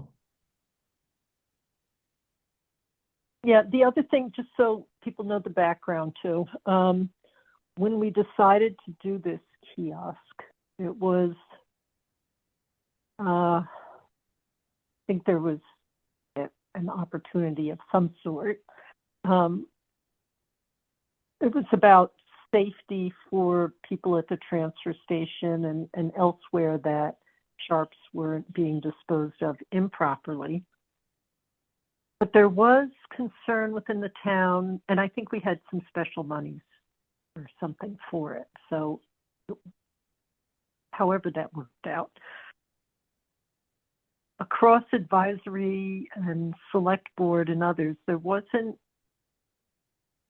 huge support for the idea of underwriting, with tax dollars, stuff that most people in town could afford to dispose of them, with the mailers. Some pharmacies provide the services. You could buy a little container to put it in and drop it off at the pharmacy. Some doctor's offices take things. So the idea of the program growing is fine, but it's funds for a specific set of people. So there's a little bit of that, but overall, we don't want the sharps floating around and people coming in contact with them. But just to let you know, there's that mixed sentiment out there. I don't think it's really on many people's radar unless they're listening to this discussion, but anyway. I mean, there are definitely some public health and security risks by not having it. I think there's some advantages to being at the police station. And so I think the police originally wanted it there. What'd you say? So that the police originally wanted it there because they just like the idea of having oversight over both the unused medications and which again are collected and disposed of properly. Hopefully people aren't dumping anything down their drain, given that we're on septics. So, but in any case, it's a chance for them to oversee that. Not that these devices are easy to break into for people to get the sharps. Daryl, so what you brought up was about doctors' offices and pharmacies. Maybe it's an education thing. Maybe the primary source is going to be the police station, but if people feel uncomfortable about going to the police station, then we need to spell out what the alternatives are. Yeah. If you can buy little return mailer things, like online, X number of little containers, they're pre-labeled, and you mail them off to Stericycle or whatever it is that takes the stuff and makes sure to thermally treat them and kill off whatever might be there and recycle the metal or whatever. So, yeah, there are alternatives. This is not the only. Okay. Well, so since we have a company picking up these sharps, Why don't we just move it to the transfer station? People collect it at least that's what we do in the labs. We generate sharps all the time. We have a sharps container that we drop the sharps into, and once a week there's a company that comes and picks all these boxes up. But in this case, you fill up your box and you take it to the transfer station and drop it into a designated box in the transfer station. That would be the simplest, isn't it? I also think that there might be a value to getting the police input to the reasons that they um, think it's valuable for them to have oversight, because I think there are some other issues that play into that. And it might be, and I think why don't we just start with communicating with them, get more Yeah, informed. but the thing is, How prevalent is this problem? Rebecca, the moment you say that, that explains why there's a stigma to going to the police station. So the I only don't really shops that know. are being dropped in the police station may be insulin syringes and Oh, not. no, of course. I don't know what the prevalence of of the issues. That's why I'm asking. I'd just be interested in what their input, um what Right. their And experience is, what are the issues that led to Just to be clear, the police have absolutely no oversight on the Sharps kiosk. It's just in the station. They don't make any of the decisions in terms of picking it up, maintaining it. Um, Sarah, that's all when you me. when you say you monitor it, you're just monitoring how full it is, or are you monitoring the contents of the box? I have looked at the contents of it. A lot of it is just Sharps containers. There are some, laundry detergent bottles.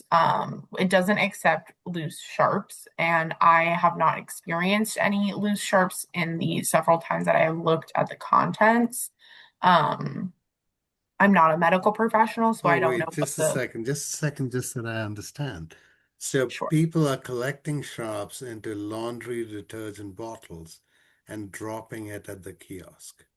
That's one of the accepted containers. We've also had people put them in Ziploc baggies.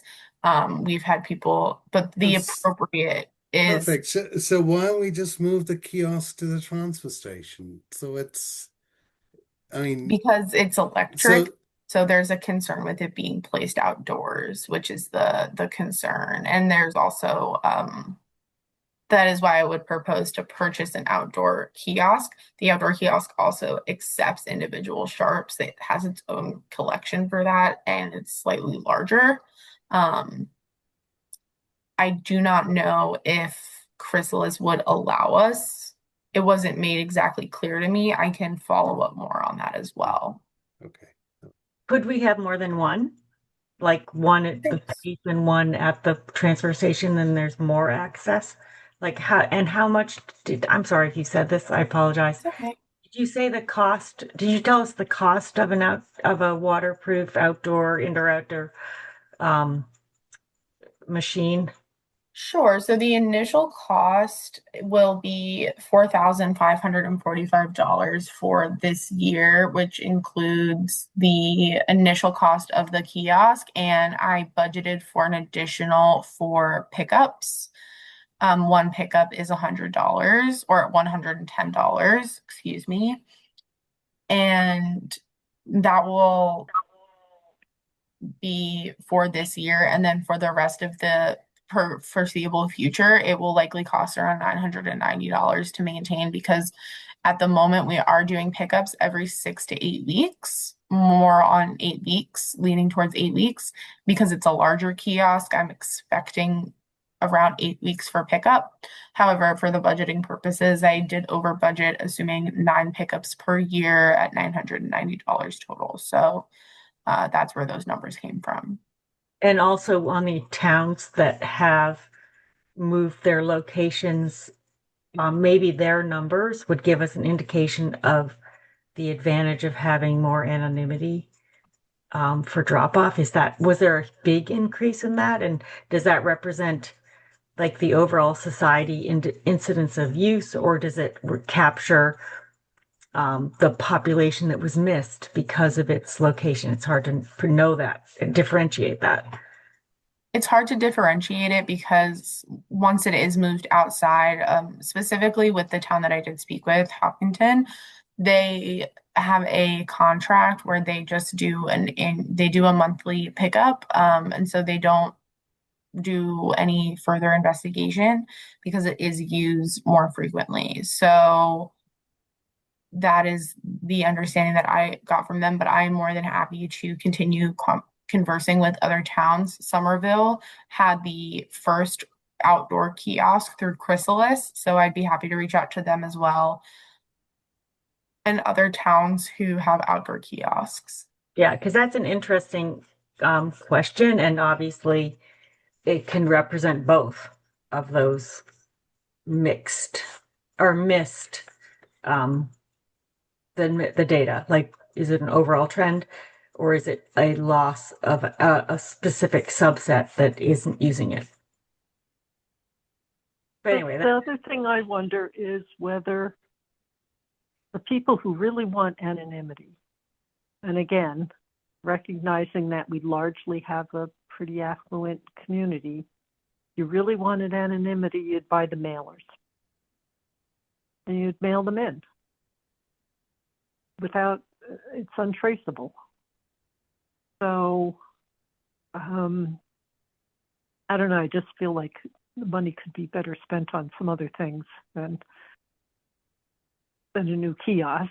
And just also to back up, the oversight that the police liked is just so people, wasn't about seeing who was dropping off unspent medications and sharps. It was about people not tampering with the machines to get out those unused drugs, or to have access to sharps that they didn't have to buy for people who didn't have the money to go buy sharps, you know, more on an addict side of things, because you're not getting prescriptions, right, that are getting filled and coming with the sharps. So it's kind of a different, they were just trying to prevent people from reusing already contaminated needles because they were desperate for more needles.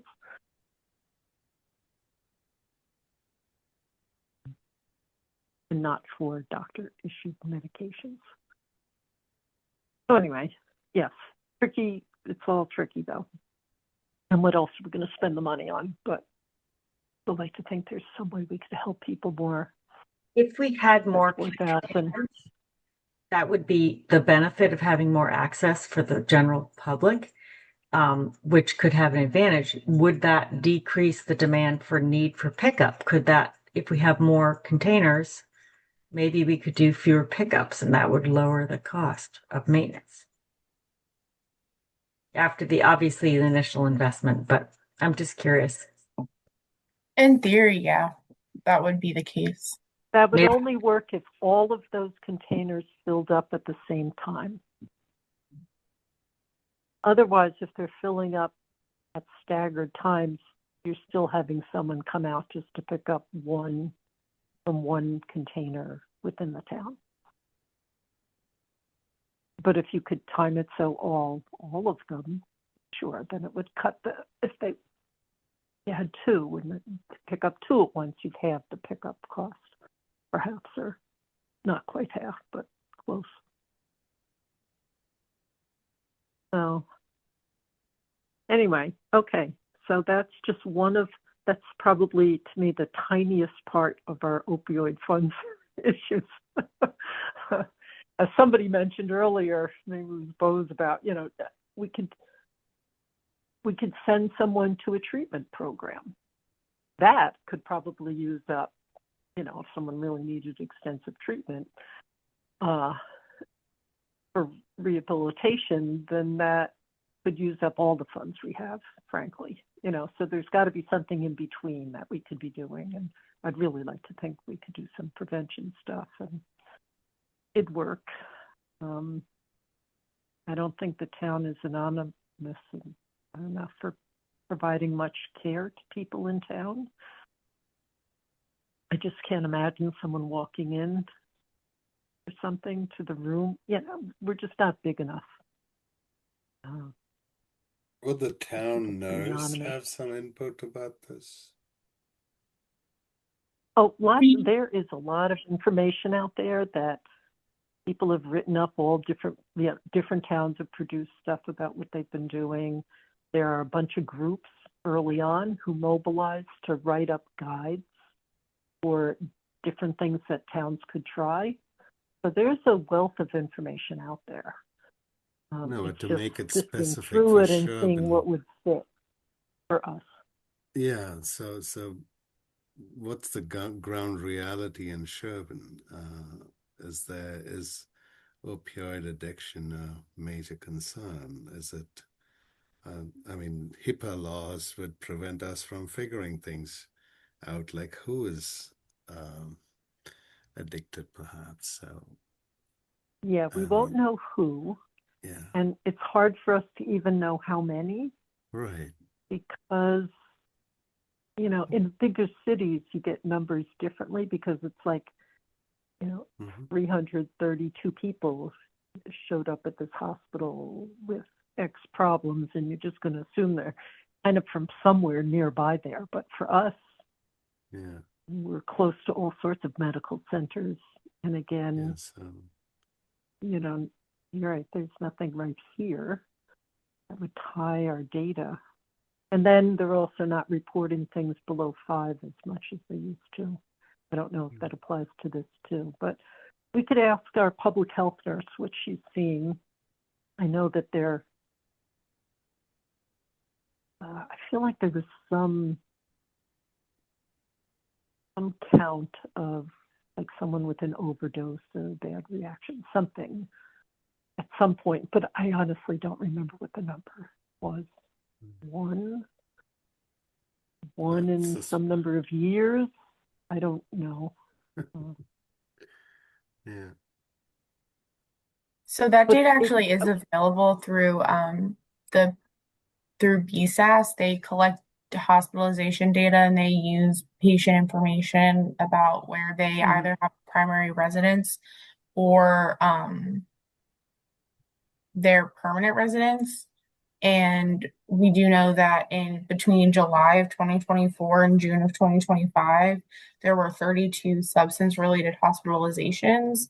Now, substance-related hospitalization could be anything from alcohol to opioids to anything within sort of that is considered a substance-related hospitalization in the emergency department.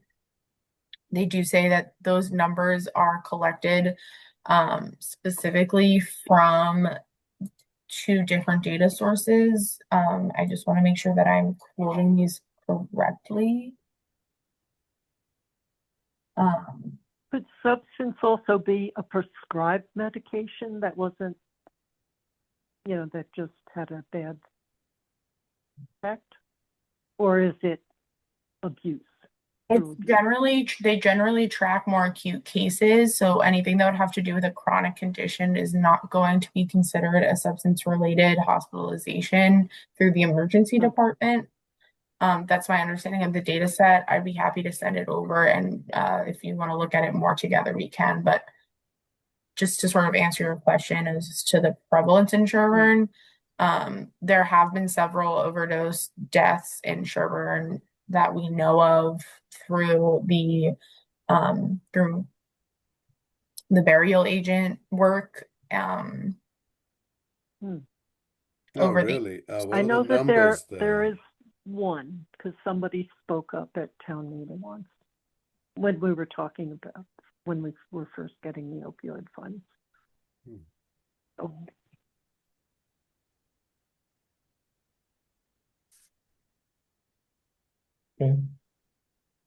Okay. So the other thing I wonder is whether we could help fund programs in another town that then we somehow recommend that people go there. Again, if they want the anonymity.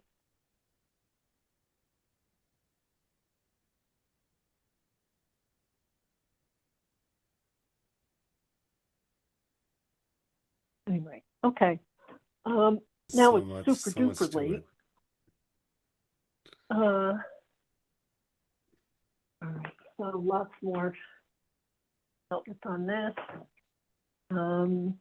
I don't see too many people on, and I'm kind of wondering if There's nobody from the public still here, Daryl. It's just the board Yeah. yeah, and that's myself. what it was looking like to me. Yeah. I was thinking that we can move our presentation on or discussion of mass DEP method for determining permitted septic system capacity when design Yeah, we flows can. records are unavailable Sure. to another time. And the same with, if it's okay with people, only because now it's 10:33. And then the permitting solid waste haulers, we do need to move on that to some degree. Did look over the forms. I like the Carlisle maybe we form. could- Yes, I like the Carlisle the best by far. It's got a lot more information than the others. Yeah. And then the only thing I'd like to see is not tonnage, but volume capacity of trucks. I think we'd do better with volume than with someone else's estimate of tonnage, because there are, kind of average weight of a cubic yard of recyclables versus solid waste.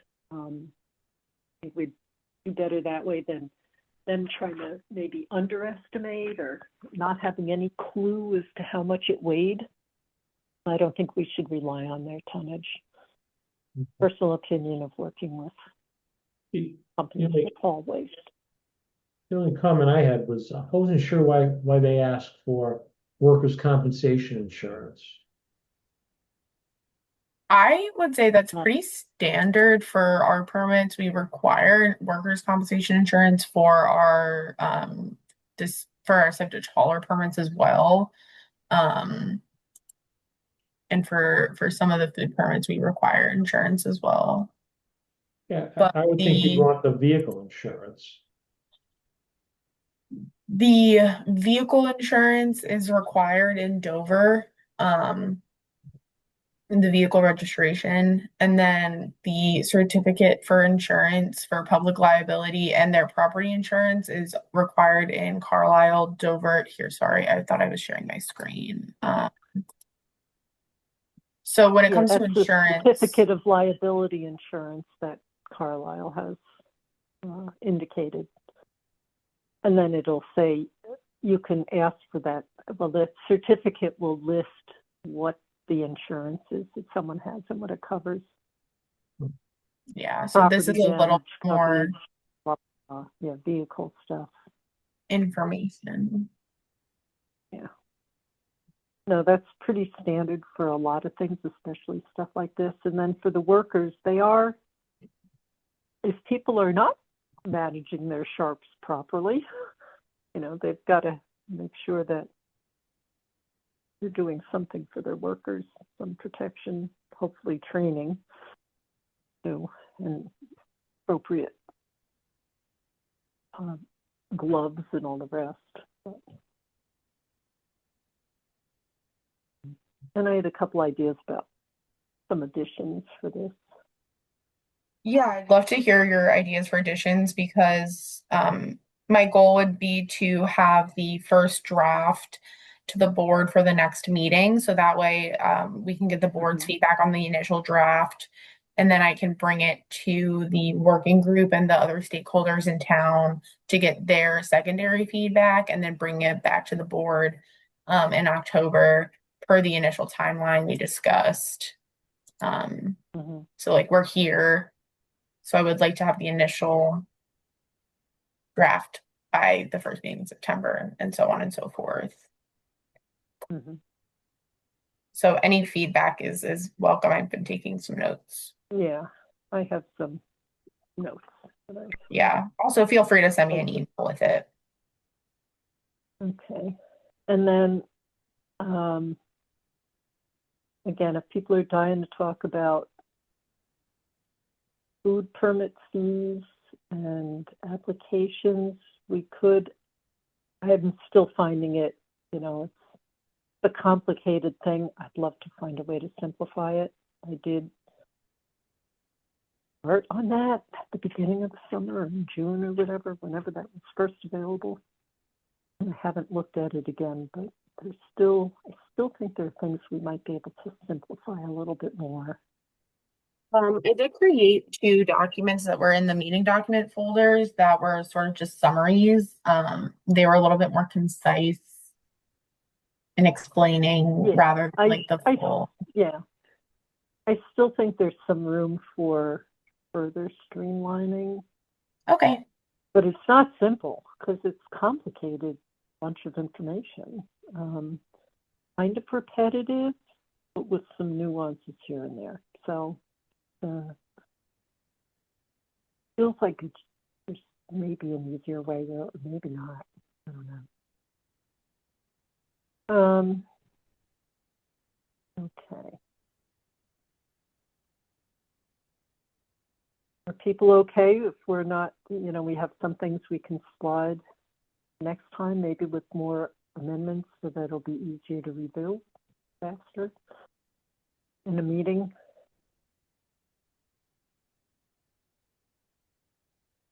And is anyone feeling badly about not having a discussion about the determining septic system capacity and design flow records are unavailable?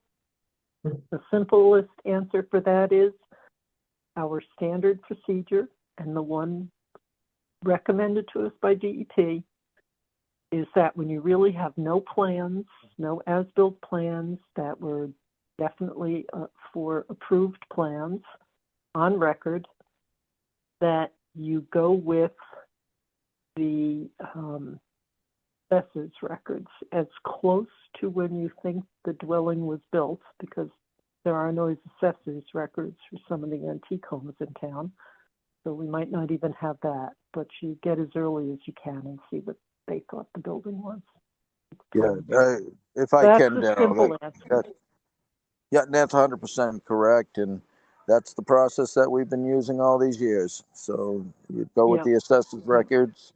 If there's nothing else available, confirmed by DEP many a times, there's nothing else. So that's all we have to our options, to look into bedroom count. But no, I agree with you 100%. Yeah. Okay. But we'll have opportunities soon to apply that methodology and go through it in detail. And we did it, recently, kind of for other properties. Doesn't come up so frequently, thank goodness, but again, with our older properties in town, it has been a challenge. Any chance anyone would like to make a motion to adjourn the meeting? Daryl, did you want to talk about the next meeting agenda? Yeah, well, now we're going to be moving a few of these things on there. The fee waiver policy and the waste haulers. For sure, and possibly that discussion about the methodology, but again, maybe we'll have an example come up and we'll just get to play it out in real life.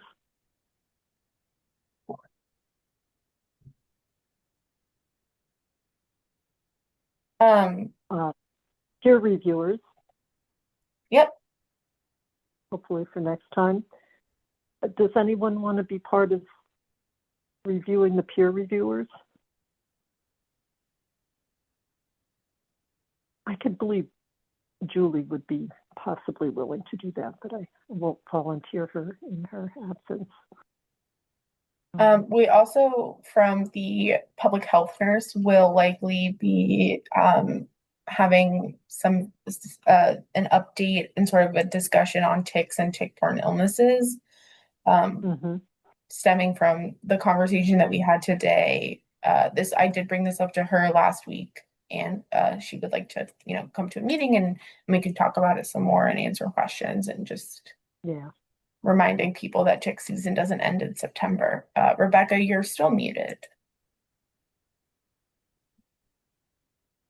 Still muted. Sorry, no, I know. Sorry, I forgot I actually just muted myself a second ago. I'm also happy to talk about some of the clinical part if anyone's interested. On Yeah. But if that is Okay. better if that's a better subject for like a clinical presentation, like if we have an evening or something. That could be. Yeah, maybe it'd be easier. Right. Okay, that could work.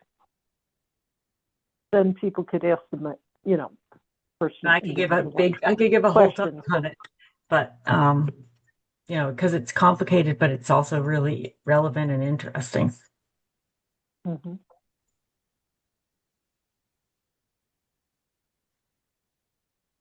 Okay.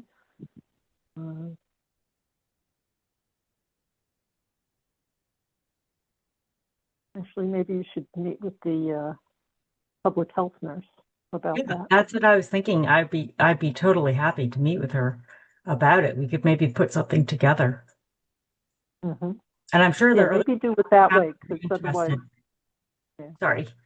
I think it'd be more productive just going to that route rather than at a meeting. And also because our meetings are going to be getting longer and longer as we're dealing with these two projects. I can actually, maybe Sarah and I'll call Sarah and we can figure out the best way to do it. Yeah, that works. Okay, all right. Thanks. Perfect. Okay. Anyone ready to move the closing of the meeting? Yeah, I can make a motion. I'd like to make a motion to adjourn tonight's Board of Health meeting. A second. Any further discussion?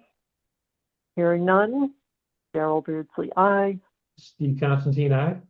Rebecca Honeywell, aye. Good Oracle, aye. And all right. Thank Good you, night, everyone.